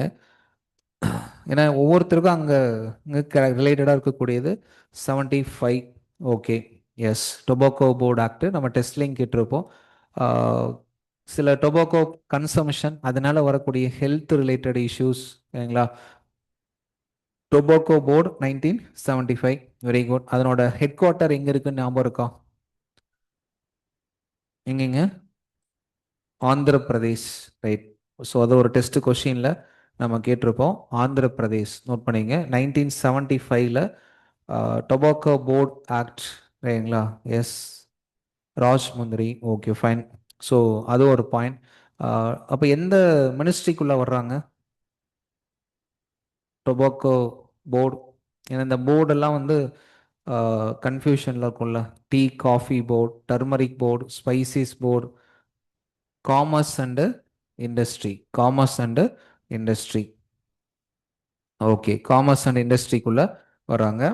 டொபாக்கோ போர்டு ஞாபகம் வச்சுங்க. 1975 ஹெட் குவார்ட்டர் வந்து ஆந்திர பிரதேஷ், ரைட். என் ஃபர்ஸ்ட் அடுத்து வர்றேன், அதான் ஆரியப்பட்டம், ரைட். அதை பேசுவோம். அதே மாதிரி எந்த ஓகே. ஸோ இந்தியா அவங்க சொல்லியிருக்காங்க 6 போர்டு வந்து under ministry of commerce and industry அப்படின்னே சொல்லியிருக்காங்க. Very good. 6 போர்டு வந்து எந்த போர்டு வந்து அக்ரிகல்ச்சர் மினிஸ்ட்ரிக்குள்ளே வருது? ஒரே ஒரு போர்டு தான் அக்ரிகல்ச்சருக்குள்ளே வருதா? கோகனட் போர்டு, கோகனட் போர்டு வந்து அக்ரிகல்ச்சர், எஸ். ஸோ மற்ற டீ காஃபி இப்போ படித்த டொபாக்கோ, மக்கானா, மக்கானா வந்து எதுக்குள்ளே வருதுங்க? மக்கானா போர்டு வந்து எந்த ஸ்டேட் வந்து லார்ஜஸ்ட் ப்ரொடியூசர்? யாருங்க லார்ஜஸ்ட்? பீகார். பீகார் வந்து largest producer. Right. Makhana board எந்த மினிஸ்ட்ரிக்குள்ள வந்துடுறாங்க? மொத்தமாக இந்த இடத்துல கலெக்ட் பண்ணிட்டீங்கன்னா இதுக்கப்புறம் உட்காந்து படிக்கிறது ஈஸி. கலெக்டிவ் லேர்னிங் தான். ஒவ்வொருத்தரும் ஒரு பாயிண்டை சொல்லும்போது ஒரு ட்ராக்ல நம்ம போகணும். இதுக்கப்புறம் உட்காந்து இதை டெய்லி ஒரு 3 தடவை 4 தடவை உட்காந்து படிச்சிட்டிங்கன்னா ஒரு இடத்துல இது இருக்கும். அக்ரிகல்ச்சர் மினிஸ்ட்ரியா? ரைட். ஸோ காமர்ஸ் மினிஸ்ட்ரியா? ரெண்டு ஆன்சருமே போட்டிருக்கோம். இப்போ லேட்டஸ்ட்டாக க்ரியேட் பண்ணது லாஸ்ட்டு பட்ஜெட்டில் அதை பற்றி சொல்லியிருப்பாங்க சரிங்களா. 25 பட்ஜெட்டில் வந்து மக்கானா போர்டு பற்றி சொல்லியிருப்பாங்க. இப்போ தான் அதுக்கான ப்ராசஸிங் சொல்லியிருப்பாங்க. அஃபீஷியலாக எஸ்டாப்ளிஷ் பண்ணிட்டாங்களான்னு பாருங்கள் சரிங்களா. டர்மரிக் போர்டு வந்து லாஸ்ட் இயர் கிரியேட் பண்ணியிருப்பாங்க. அதனோட ஹெட் குவார்ட்டர் எங்கே இருக்குங்க? டர்மரிக் போர்டு எந்த ஸ்டேட்டில் இருக்குது? டர்மரிக் வந்து Nizamabad, Telangana. Telangana. Yes. Okay. So இந்த போர்டு எல்லாமே கொஞ்சம் பார்த்துருங்க. மக்கானா மட்டும் பார்த்துட்டு வாங்க. ரைட். இப்போ அந்த 25-26 பட்ஜெட்டில் லாஸ்ட் இயர் பட்ஜெட்டில் அனௌன்ஸ் பண்ணியிருப்பாங்க. ஓகே. இது வந்து 75 later. Okay. 76. 76. Okay. 42nd constitution amendment act. Okay. So பாலிட்டியில் வந்து மினி கான்ஸ்டியூஷன் கண்டிப்பாக அது நமக்கு தெரிஞ்சிருக்கும். ஏன்னா அதை அப்படியே எதோட கனெக்ட் பண்ணி வச்சுக்கலாம்னா எமர்ஜென்சி அதுக்கப்புறம் நடந்த சேஞ்சஸ் எல்லாம் கனெக்ட் பண்ணி வச்சிங்கன்னா ஓகே. மேஜர் ஒரு கான்ஸ்டியூஷனில் என்னவோ அந்த அளவுக்கு வந்து ஒரு ஆக்ட் ஒரு அமெண்ட்மெண்ட்லேயே அத்தனை விஷயங்களை மாற்றிருப்பாங்க. அதனால தான் அதை வந்து மினி கான்ஸ்டியூஷன் மினி கான்ஸ்டியூஷன் அப்படின்னு சொல்கிறதுக்கு ஆனது. Very good. ஸோ அது 76. இன்னொரு விஷயம் உங்களுக்கு 76 வரும்போது ஞாபகப்படுத்தலாம். என்னென்னா foreign contribution regulation act 1976. First foreign contribution regulation act. இப்போது லாஸ்ட் 2-3 டேஸ் அந்த அமெண்ட்மெண்ட் போயிட்டுருக்கா? Foreign contribution regulation act. Yes. 1976. இது எந்த மினிஸ்ட்ரிக்குள்ளே வந்துடுறாங்க? இந்த ஃபாரின் கான்ட்ரிபியூஷன் ரெகுலேஷன் ஆக்ட். இப்போ இது ஒரு ஆப்ஷன் கொடுக்குறாங்க. Ministry of home affairs, ministry of external affairs சரிங்களா, ministry of finance, ministry of statistics and programme implementations. இந்த மாதிரி ஏதாவது ஒரு மினிஸ்ட்ரி கொடுக்குறாங்கன்னு வச்சுக்கோங்க. என்ன ஒரு home ministry, external affairs ministry, finance, statistics and programme implementation. என்ன ஆன்சர் போடுவோம்? ஸ்டாட்டிஸ்டிக்ஸ்.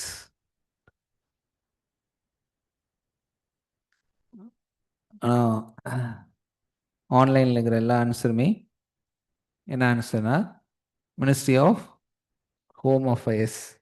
ஸோ ஆக்சுவலாக ஃபாரின் கான்ட்ரிபியூஷன் ரெகுலேஷன் ஆக்ட் வந்து ஹோம் அஃபேர்ஸ்குள்ளே வந்துடும். ஸோங்களா சில நேரங்களில் இதுவே நமக்கு ஒரு கேள்வியாக கூட இருக்கலாம். ஏன்னா இப்போவும் நியூஸில் போயிட்டுருக்கு. நான் உங்களுக்கு வேற ஒரு டெஸ்ட்லேயும் டிஸ்கஷன் அப்போ நம்ம சொல்லியிருப்போம் ஃபாரின் கான்ட்ரிபியூஷன். ஏன் அது வந்து ரெண்டு லாஜிக் வந்து இம்பார்ட்டன்ட். 1975 எமர்ஜென்சிக்கு அப்புறம் இதை கொண்டு வரும்போது எமர்ஜென்சிக்கு அப்புறம் அந்த சுச்சுவேஷன் என்ன நடந்திருக்குன்னா நிறைய ஃபாரின் கண்ட்ரிஸ்லேருந்து வரக்கூடிய ஃபண்டு வந்து is directly relevant to the security of the country, threat to the development and security of the கண்ட்ரியோட அதுக்கு ஒரு நெகட்டிவ் இம்பாக்டை கிரியேட் பண்ணுற மாதிரி இருக்கும். அதனால தான் அதை யார் டீல் பண்ணுறா? Home affairs. இப்போ வந்து ஒரு ஃபியூ இயர்ஸ் பேக் ஜுடிஷியரி வந்து கவர்மெண்ட் ஒரு கேள்வி கேட்டாங்க. எங்களுக்கு ஜுடிஷியரி ஜட்ஜஸ் வந்து கேட்டிருப்பாங்க ஒரு காமன் டவுட்டு. ஃபாரின் கான்ட்ரிபியூஷன் அப்படின்னு இருக்கு. அப்போ கான்ட்ரிபியூஷன்னா சம்திங் ஃபண்டு தானே, அதை ஏன் கொண்டு போய் வழக்கமாக ஃபினான்ஸ் மினிஸ்ட்ரிக்குள்ளே தானே வரணும், ஏன் வந்து ஹோம் மினிஸ்ட்ரியில் இருக்கு? எஸ் ஒரு லேமேனாக எங்களுக்கு ஒரு டவுட்டு அப்படின்னு சொல்லி இந்த கேள்வியை கவர்மெண்ட்டிட்ட கேட்டிருப்பாங்க ஜுடிஷியரி. அப்போ கவர்மெண்ட் சொல்லியிருப்பாங்க ஆக்சுவலாக இந்த ஆக்ட் வந்ததே 76. ஏன்னா 75 எமர்ஜென்சி. அதுக்கப்புறம் அந்த சுச்சுவேஷன்ஸ் வந்து பர்பஸ்ஃபுல்லாக வெஸ்டர்டு இண்டஸ்ட்ரியோட உள்நோக்கத்தோட நிறைய ஃபண்டு இந்தியாவுடைய டெவலப்மெண்ட்டை டிஸ்டர்ப் பண்ணுற மாதிரி வந்தது. அதனால அந்த ஆக்டே எதுக்குள்ள வச்சிருக்கோம், ஹோம் மினிஸ்ட்ரின்னு சொல்லி சொன்னாங்க. இப்போ அதுக்கப்புறம் 76 ஆக்டை நம்ம வந்து ரிப்பீல் பண்ணிட்டு 2010 அப்படின்னு கொண்டு வந்தோம். ஃபாரின் கான்ட்ரிபியூஷன் ரெகுலேஷன் ஆக்ட் 2010ங்களா. இப்போ அதனோட அமெண்ட்மெண்ட் பத்தி லாஸ்ட் 2 days இப்போ பார்லிமெண்ட் செஷன் போயிட்டு இருக்கு கரெக்டா. அதில் நியூஸில் இருந்துட்டு இருக்கு. ஸோ என்ன சில நேரங்கள் ஏன்னா இந்த ஆக்ட் அது இம்ப்ளிமெண்ட் பண்றது இதெல்லாம் கிளாசிக் கொஷின் யூபிஎஸ்சியோட இது. இதே மாதிரி ஒரு கொஷின் கேட்டிருப்பாங்க. Forest rights act 2006. Forest rights act 2006 இது எந்த மினிஸ்ட்ரிக்குள்ள வராங்க, இதான் ஒரு வருஷம் கேள்வி, யூபிஎஸ்சியோடைய கேள்வியே. ஃபாரஸ்ட் ரைட்ஸ் ஆக்ட்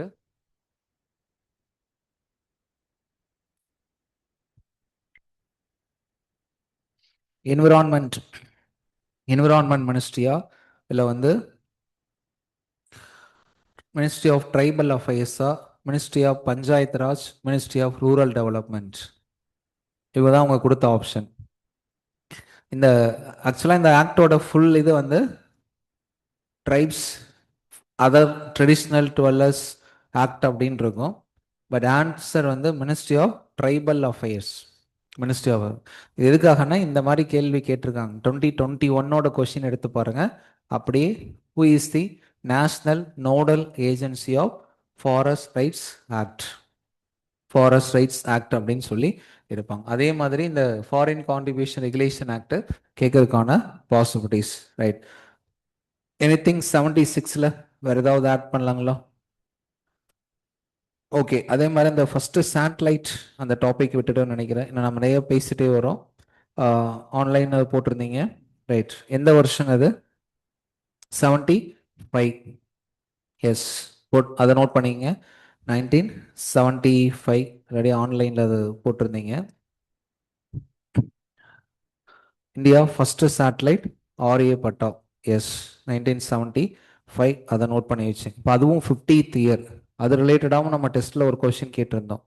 அதுவும் இருக்குது. ஏன்னா பழைய இப்போ உங்களுக்கு அடுத்து இந்த ரெஸ்பெக்டிவ் மந்த்து முடிச்சுட்டு பேரலாக ஜான்வரியிலிருந்து நம்ம எழுதின டெஸ்ட்டு உங்களுக்கு ஒரு ரிவிஷன் டெஸ்ட் இருக்குங்களா, அந்த ரிவிஷன் டெஸ்ட்டை ப்ராப்பராக யூட்டிலைஸ் பண்ணி அதுக்குள்ளே அவ்வளோ கண்டென்ட் இருக்கும்.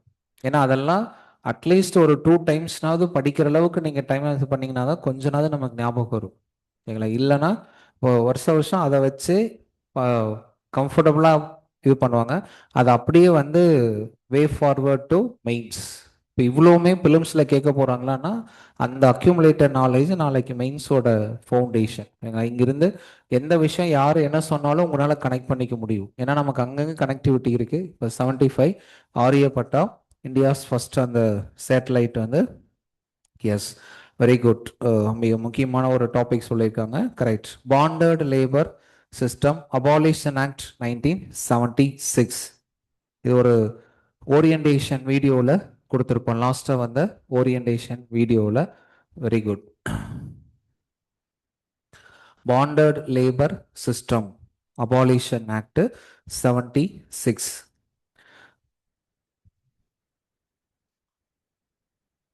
S, bonded labour act. Forced sterilisation campaign. Yes, emergency டைமில் வந்து forced sterilisation campaign. Yes, very good. So அது ஒரு topic. Hiking 1 Mars landing by NASA. Okay. So அது ரொம்ப யூஎஸ் அளவுக்கு அவங்களையும் ரொம்பவும் போக வேண்டாம். கரெக்டா இருக்குமே. உங்களுக்கு ஜான்வரி மந்த்துக்கும் ஓரியன்டேஷன் வீடியோ போட்டிருப்போம். ஸோ அதை செக் பண்ணிங்க. ஜான் 2026க்கும் இருக்குங்களா. இப்போ 76ல் இந்த 2 டாப்பிக்கும் இந்த டாபிக் வந்து இம்பார்ட்டன்ட் ஒன். எதனால 75 ஞாபகம் வச்சு கொண்டு வந்துடுங்க. ஓகே. 77 ஏதாவது இம்பார்ட்டன்ட். ஏன்னா அந்த எமர்ஜென்சியே வந்து 1975 to 77 வரைக்கும் இருந்திருக்கும். கரெக்டாக 75 to 77. ரைட். ஸோ நெக்ஸ்ட் என்ன இருக்குங்க? எனிதிங்? இப்போ எமர்ஜென்சி முடிஞ்சால் அடுத்து எலெக்ஷன் வந்திருக்கும். சரிங்களா, எலெக்ஷன். ரைட்டுங்களா. ஸோ அதுக்கப்புறம் தான் அதில் அந்த டைமில் வந்து காங்கிரஸ் வந்திருக்க மாட்டாங்க. ஓகே. எனிதிங் 77 78 அதுக்கப்புறம்? ஓகே. ஃபஸ்ட்டு நான் Congress government. Very good. First நான் காங்கிரஸ் கவர்மெண்ட். எஸ், நோட் பண்ணீங்க. ஃபர்ஸ்ட் நான் Congress government.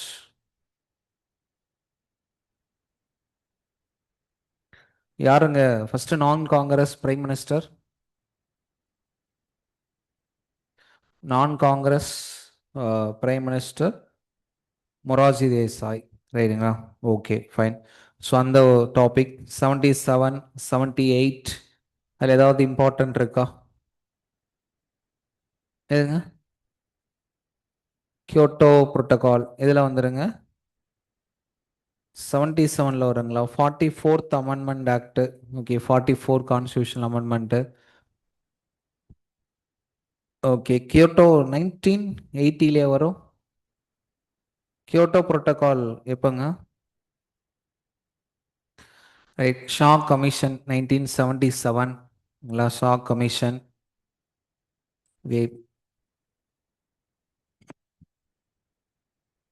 Right.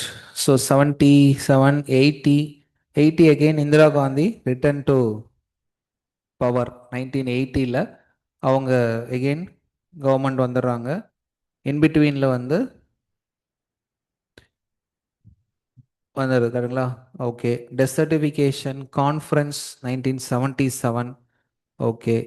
Desertification conference 77, 1977. திரும்ப again 80 Indira Gandhi became prime minister. First நம்ம 66 பார்க்கும்போது ஃபர்ஸ்ட் உமன் பிரைம் மினிஸ்டர் 66 அப்படின்னு பார்த்தோம். ஸோ அதுக்கப்புறம் இன்பிட்வீனில் வந்து 80ல் வந்து எகெயின் வந்துடுறாங்க. Mandal commission formed. Mandal commission note பண்ணி வச்சுங்க. Japan and China signed treaty of peace and friendship 1978. Okay. So Japan China இந்த பாயிண்ட் கூட இப்போ ரீசெண்டாக இம்பார்ட்டன்ட் தான். ஏன்னா இப்போ இந்த recent day conflict between China and the Japan. சரிங்களா? இவங்களுக்குள்ள இருக்கக்கூடிய one of the island disputes படிச்சிருப்பீங்களா? செங்காங்கு islands. அதுவும் யூபிஎஸ்சி கேள்வி கேட்டுட்டாங்க. Between which of the countries அப்படின்னு கேட்டிருப்பாங்க. செங்காங்கு, SENKAKU, செங்காகு ஐலாண்ட்ஸ். இது ஒரு 2014-15 அந்த டைமில் வந்து கொண்டு வந்திருப்பாங்க. ரைட். இப்போ ஒரு ரீசெண்டாக ஒரு பஞ்சாயத்து போச்சுல, தைவான். கரெக்டுங்களா? இந்த தாய்வான் படிச்சோம்ல. ஜப்பான் வந்து தாய்வானுக்கு ஃபேவராக சில விஷயம் பேசியிருப்பாங்க.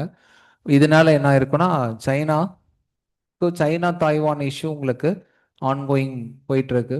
கரெக்டுங்களா? இப்போ ஜப்பான் வந்து தைவான் ரிலேட்டடாக சில விஷயம் பேசினோடனே இவங்களுக்குள்ள இந்த பாண்டா டிப்ளமசின்னு ஒன்று கேள்விப்பட்டிருப்பீங்களா? திருப்பி சைனா என்ன பண்ணிட்டாங்க, நாங்கள் கொடுத்த 2 பாண்டாவை திரும்ப கொடுங்கன்னு சொல்லி அந்த நியூஸ் வந்துச்சுல, அது இங்கே தான். அதனால அந்த பாயிண்ட்டை வந்து திரும்பணும். சரிங்களா? ஸோ அதுக்கப்புறம் இங்கே இருக்கிறவங்கெல்லாம் எமோஷன் ஆயிட்டாங்க. ஜப்பானில் இருக்கிறவங்கெல்லாம் ஜூக்கு போய் விசிட் பண்ணி இங்கே இருக்கிற எங்கள் பாண்டாலாம் அங்கே போகுன்னு சொல்லி அவங்க எல்லாம் ஒரு இதாச்சு. ஸோ இந்த டிப்ளமசி இது எதனால் வந்திருக்குன்னா இந்த தாய்வான் ரிலேட்டடாக வந்திருக்கும். ஸோ தாய்வான் படிக்கும்போது உங்களுக்கு சிப் மேனுஃபேக்சரிங், செமிகண்டக்டர் சிப் மேனுஃபேக்சரிங்கில் வந்து ஒன் ஆஃப் தி மேஜர். சரிங்களா? ஸோ அப்பப்போ நம்மளை ரிலாக்ஸ் பண்ணுறதுக்கு இந்த மாதிரி சில நிகழ்வுகள்லாம் இருக்கு. கதைங்களா? பாண்டாவை திருப்பி கேட்கறது. ரைட். ஸோ அது ஒரு பக்கம் பாண்டா டிப்ளமசி அப்படின்னு சொல்லி. Okay. Maneka Gandhi case 1978. Yes. அதே மாதிரி இன்னொரு fact, forest conservation act 1980. Forest conservation act 1980.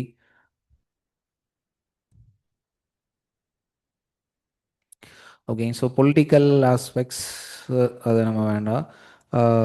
Next வந்து இந்த தைவான் இஷ்யூ. தைவான் வந்து இதில் ஒரு 4 கண்ட்ரிஸ் வருவாங்களா, ஏஷியன் டைகர் எக்கனாமிக்ஸ் அதில் இருக்காங்களா Taiwan?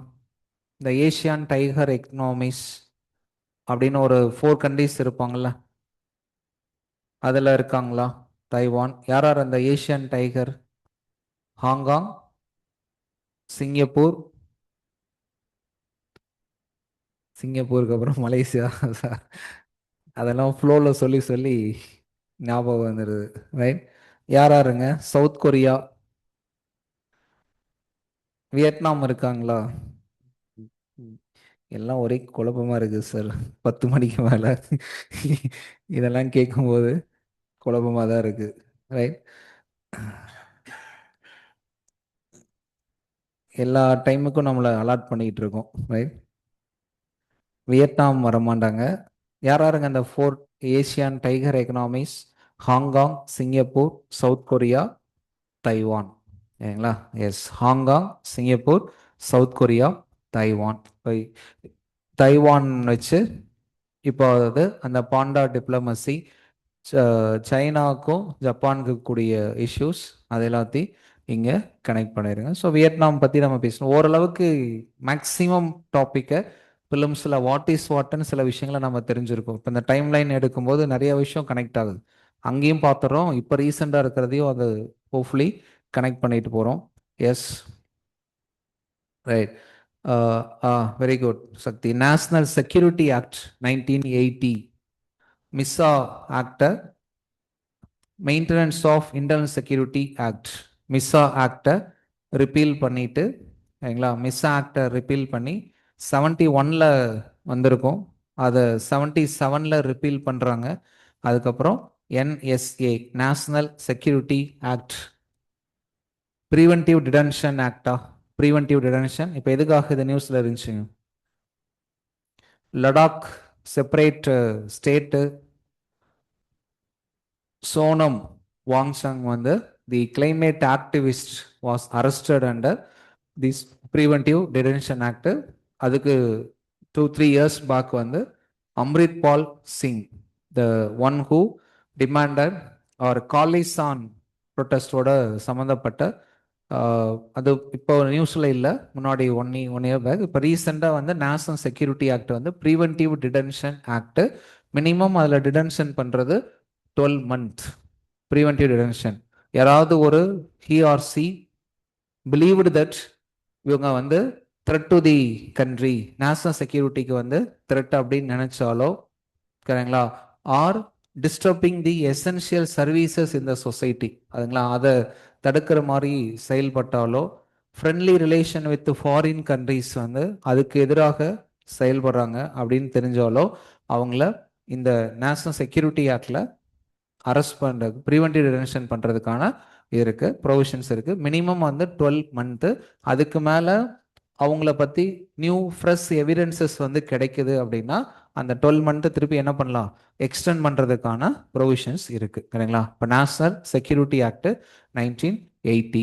S. Anything forest conservation சொல்லியிருக்கோம். ஓகே. SLV 3 launch. ஓகே.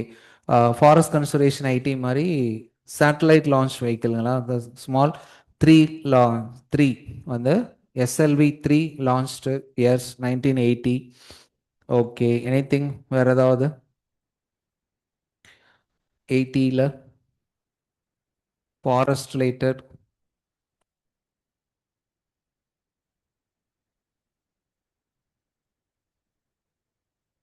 சரிங்க. ஸோ இதுக்கப்புறம் 81, 82 அதிலெல்லாம் மேஜராக air act. Yes, 1981 air act 1981.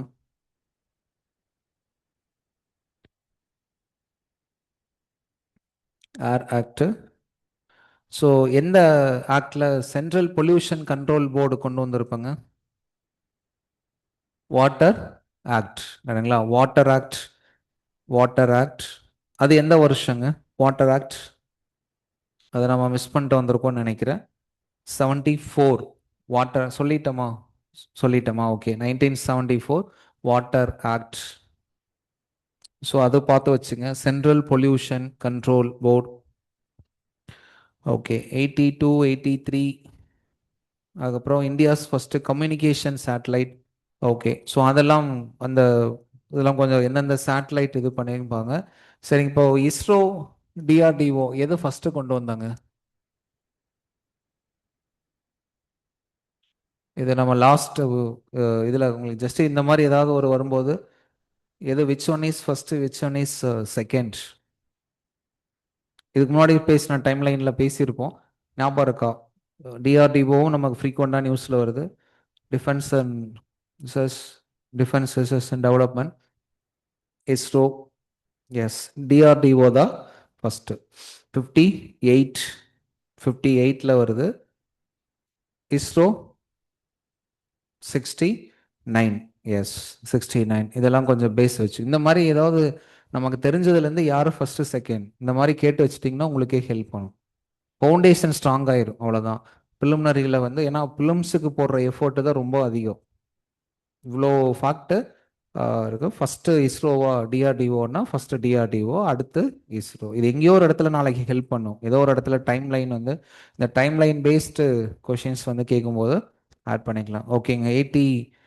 NABARD act 1981. Very good. So NABARD act 1981. Food corporation of India எந்த வருஷம் வர்றாங்க? FCA, food corporation of India.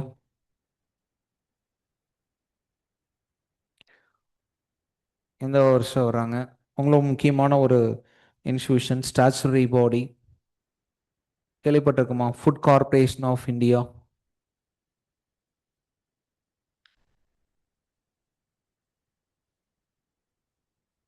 Sixty ஃபைவா 84ஆ? ஆல்ரெடி அப்போ பேசியிருக்கோமா? Food corporation of India 65 create பண்ணியிருப்பாங்க. ஒரு வருஷம் ஃபோர்ஸுக்கு வந்திருக்கும்.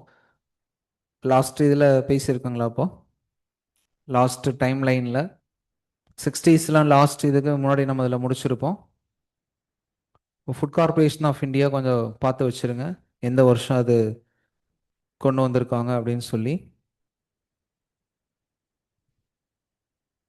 Food corporation of India act 1964. 1964 food corporation of act 1964. அதை வச்சு food corporation of India. Okay. So எந்த மினிஸ்ட்ரிக்குள்ளே ஃபங்க்ஷன் ஆகுறாங்க? இப்போ நபார்டுனால நான் உங்களை ஜஸ்ட் அதுவும் கேட்டேன். Food corporation of India it's an institution working under which ministry? Guess பண்ணா ஃபுட் ரிலேட்டடாக ஏதாவது மினிஸ்ட்ரி இருக்காங்களா?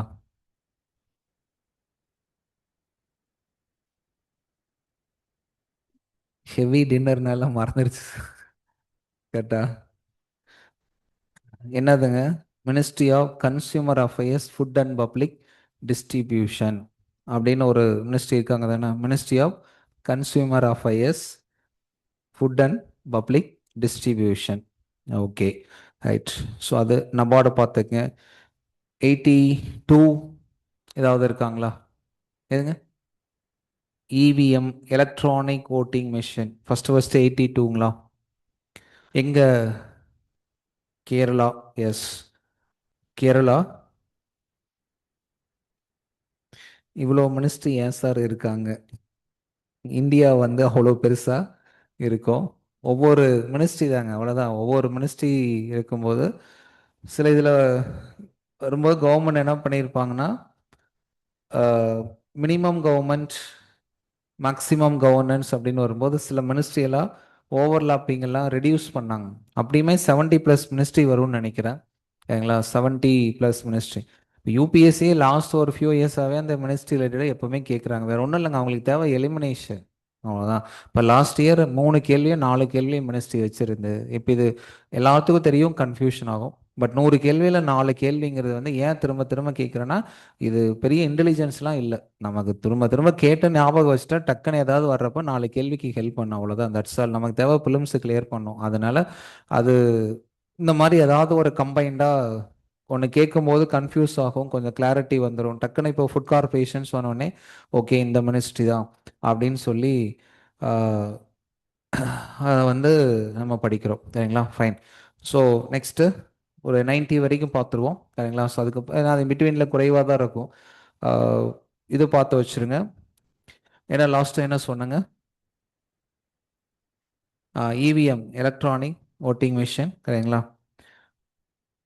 ஓகே. ஸோ அதை பார்த்துருங்க. இவிஎம் ஆல்ரெடி ஒரு கொஷின் கூட இந்த இபிஎஃப்ஓவில் கேட்டிருந்தாங்க. இபிஎஃப் மேக்ஸிமம் கேண்டிடேட் எவ்வளோங்க இவிஎம்மில்?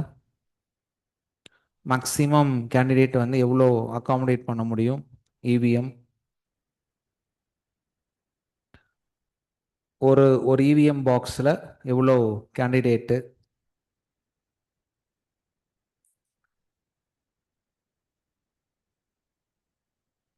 126499.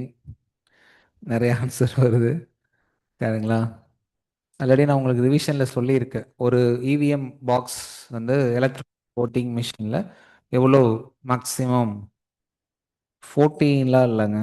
எகெயின் சரி, செக் பண்ணிட்டு வாங்க. சரிங்களா? நம்ம 1 2 3 சொல்ல ஆரம்பிச்சிட்டோம். கரெக்டா? அது போயிட்டே இருக்கு. ஓகே. ஸோ அதெல்லாம் செக் பண்ணுங்க. நான் ஆல்ரெடி அந்த இவிஎம் பற்றி கொஷின் பேசும்போது கிளியராக சொல்லியிருக்கோம். விவி bat.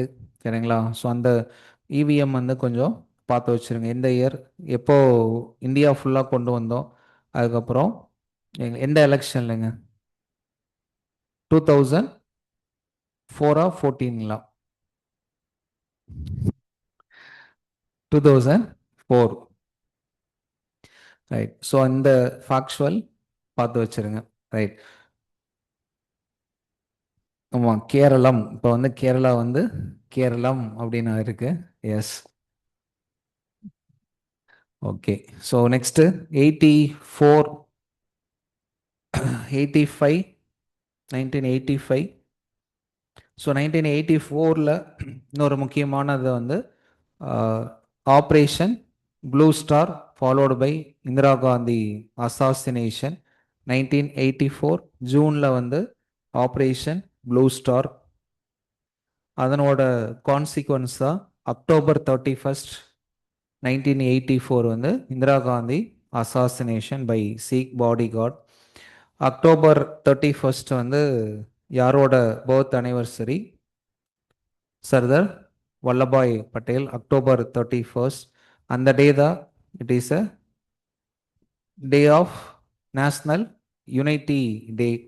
National unity day October 31.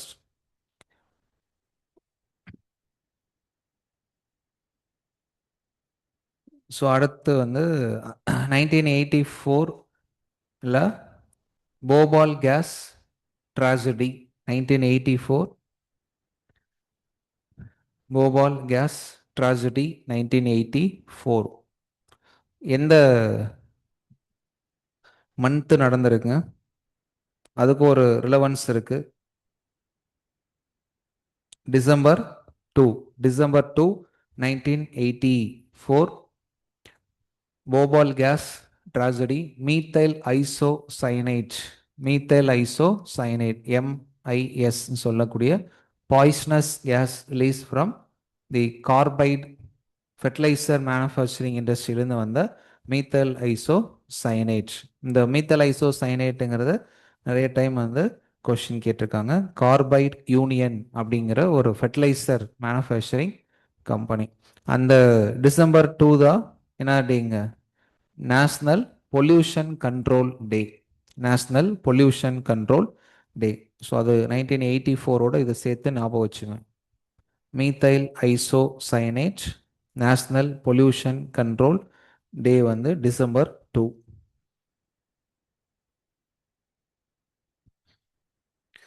Okay. So இதெல்லாமே இந்த 84ஓட நடந்தது. Union Carbide pesticides plant. ஏன்னா இதை இன்ன வரைக்குமே அந்த வேஸ்ட் ரிமூவல் ப்ராசஸ் வந்து ஸ்டில் வெரி கான்ட்ரோவர்ஷியலாக தான் இருக்குது. இன்னும் அந்த வேஸ்ட்டை அப்படியே டம்ப் பண்ணிட்டோம். இன்ன வரைக்கும் அந்த பாய்ஸ்னஸ் வந்து என்ன ஆகுதுன்னா சாயிலு, அங்கே இருக்கிற வாட்டர் எல்லாம் பொல்யூட் பண்ணி இன்னும் அங்கே இருக்கக்கூடிய சைல்டு போத் வந்து என்ன ஆகுதுன்னா டிஃபெக்டாக தான் இருக்குது அப்படிங்கிறது. அவ்வளோ பாய்ஸ்னஸ் வந்து இருக்கு. இதெல்லாம் பார்க்கும்போது ரொம்ப ஒரு பக்கம் இந்தியாவோட டெவலப்மெண்ட்டு ஸ்பேஸில் எங்கேயோ பண்ணுறோம். ஒரு பாய்ஸ்னஸ் கேஸ் ரிலீஸ் ஆனதனுடைய வேஸ்ட்டை இன்னும் நம்ம அங்கே எடுக்காமல் போட்டிருக்கிறது. மோர் தென் 35 இயர்ஸ் மேலே ஆயிருக்கு. இப்போ ரீசெண்டாக அதை எடுக்க ட்ரை பண்ணியிருப்பாங்க. வேற ஒரு இடத்துக்கு எடுத்துகிட்டு போயிட்டு அதை பர்ன் பண்ணுற ப்ராசஸ் எல்லாம் பண்ணியிருப்பாங்களா? இனர்சியேஷன்ஸ் அப்படின்னு சொல்லியிருப்போம். Yes. Secondary pollution it creates. அந்த அது ஒரு கொஸ்டின் நம்ம கேட்டிருந்தோம்னு நினைக்கிறேன். கரெக்டுங்களா? Yes. Okay.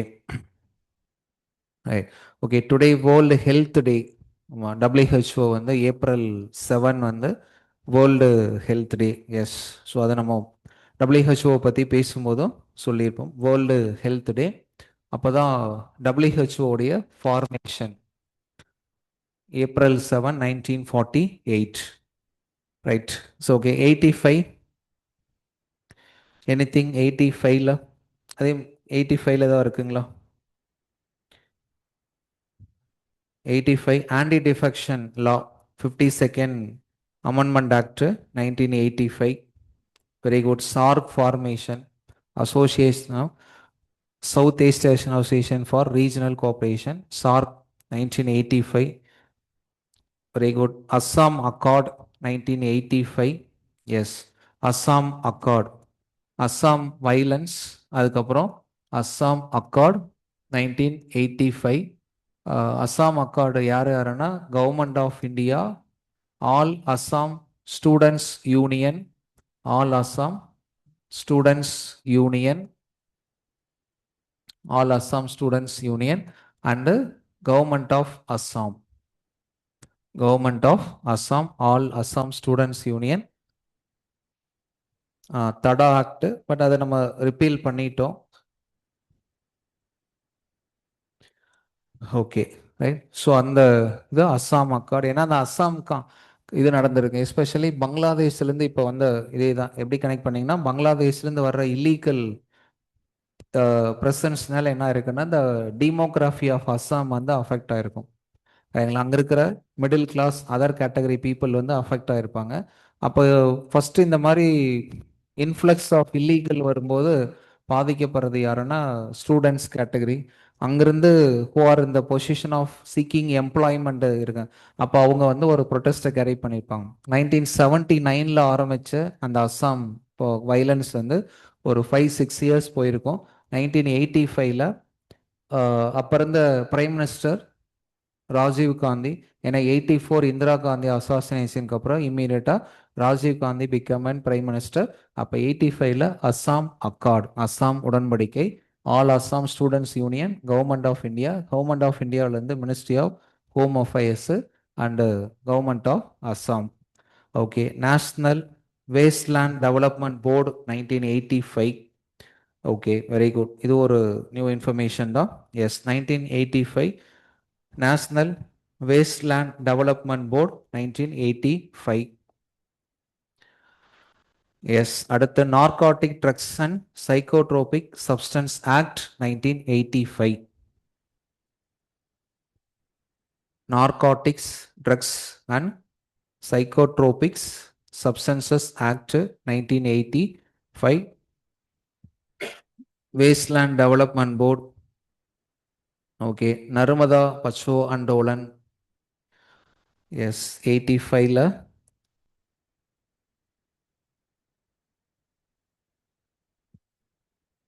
Shah Bano case, பாலிட்டியில் படிச்சிருக்கோம்ல, SHAH, Shah Bano case.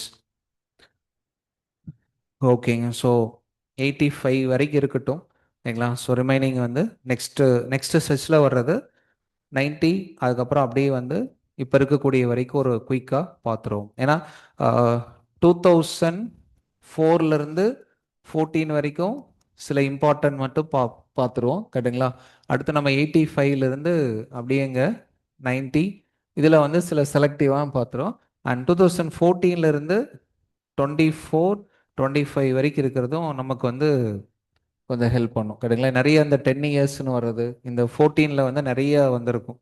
New government வரும்போது ஸ்கில் இந்தியா மிஷன், கேட்டுங்களா, அந்த மாதிரி அடுத்து டிஜிட்டல் இந்தியா, கேட்ட மேக் இன் இந்தியா, 2020 வரும்போது ஆத்மா நிர்பார், கேட்டுங்களா. இங்கெல்லாம் ஓரளவுக்கு நம்ம கொஞ்சம் பார்த்துக்கலாம். அண்டு 14லேருந்து 24 வந்து கொஞ்சம் டீட்டெயிலாக பார்த்துட்டோம்னா பேரலாம் உங்களுக்கு கரண்ட் அஃபேர்ஸு மேகசின்ஸ் படிக்கிறதுக்கும் ரிவைஸ் பண்ணுறதுக்கும் கொஞ்சம் ஹெல்ப் பண்ணும். ஓகே, கல்ஃப் கோஆப்ரேஷனில் 81ல் வரும். ஓகே, தட்ஸ் நம்ம வரும்போது அதை பார்த்துருவோம், கேட்டா. ஓகேங்க சார்.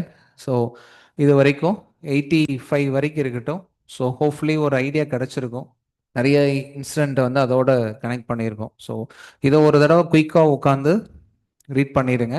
ப்ளஸ் நம்மளோட நெக்ஸ்ட்டு டெஸ்ட்டு வந்து ஜான்வரி, அதாவது நம்ம லாஸ்ட்டு செஷன் ஆக்சுவலாக ஜான்வரி கம்ப்ளீட்டாக டிஸ்கஸ் பண்ணியிருப்போம். எக்கனாமிக் சர்வே, அதுக்கப்புறம் என்னென்ன டேஸ்லாம் நியூஸில் இருந்துச்சு,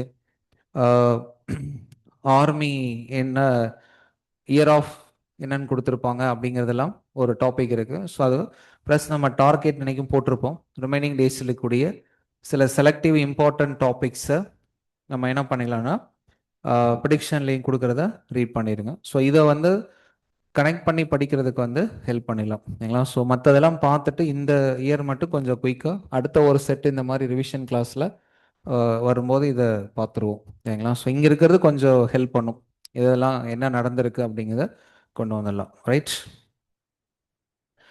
ஓகே ஃபைன். ஆன்லைன் ஸ்டூடெண்ட்ஸ் இது வரைக்கும் ஸ்டாப் பண்ணலாங்களா? ஸோ இதை அப்படியே கையோட கொஞ்சம் ரிவைஸ் பண்ணிடுங்க. ஏன்னா நிறைய எழுதியிருப்போம், பட் என்ன இருக்கும் அப்படின்னா 2 நாள் 3 நாள் போகும்போது மறந்துடுவோம். முடிஞ்ச வரைக்கும் நாளைக்குள்ளே ஒரு தடவை குயிக்காக இப்போ பேசியிருப்போம், அதை கனெக்ட் பண்ணி அங்கங்கே அதுன்னு சொல்லியிருப்போமா, அதை ஒரு தடவை எடுத்து வாசிச்சிட்டிங்க அப்படின்னா it is easy to connect. Right, ஓகேங்க. Thank you all. Will stop. இவ்வளோ இந்த டைம்லேயே ஆக்டிவாக பாதி தூக்கத்துக்கு போயிருப்போம். ரைட், ஓகேங்க. Thank you all. Will stop now. Good night to all.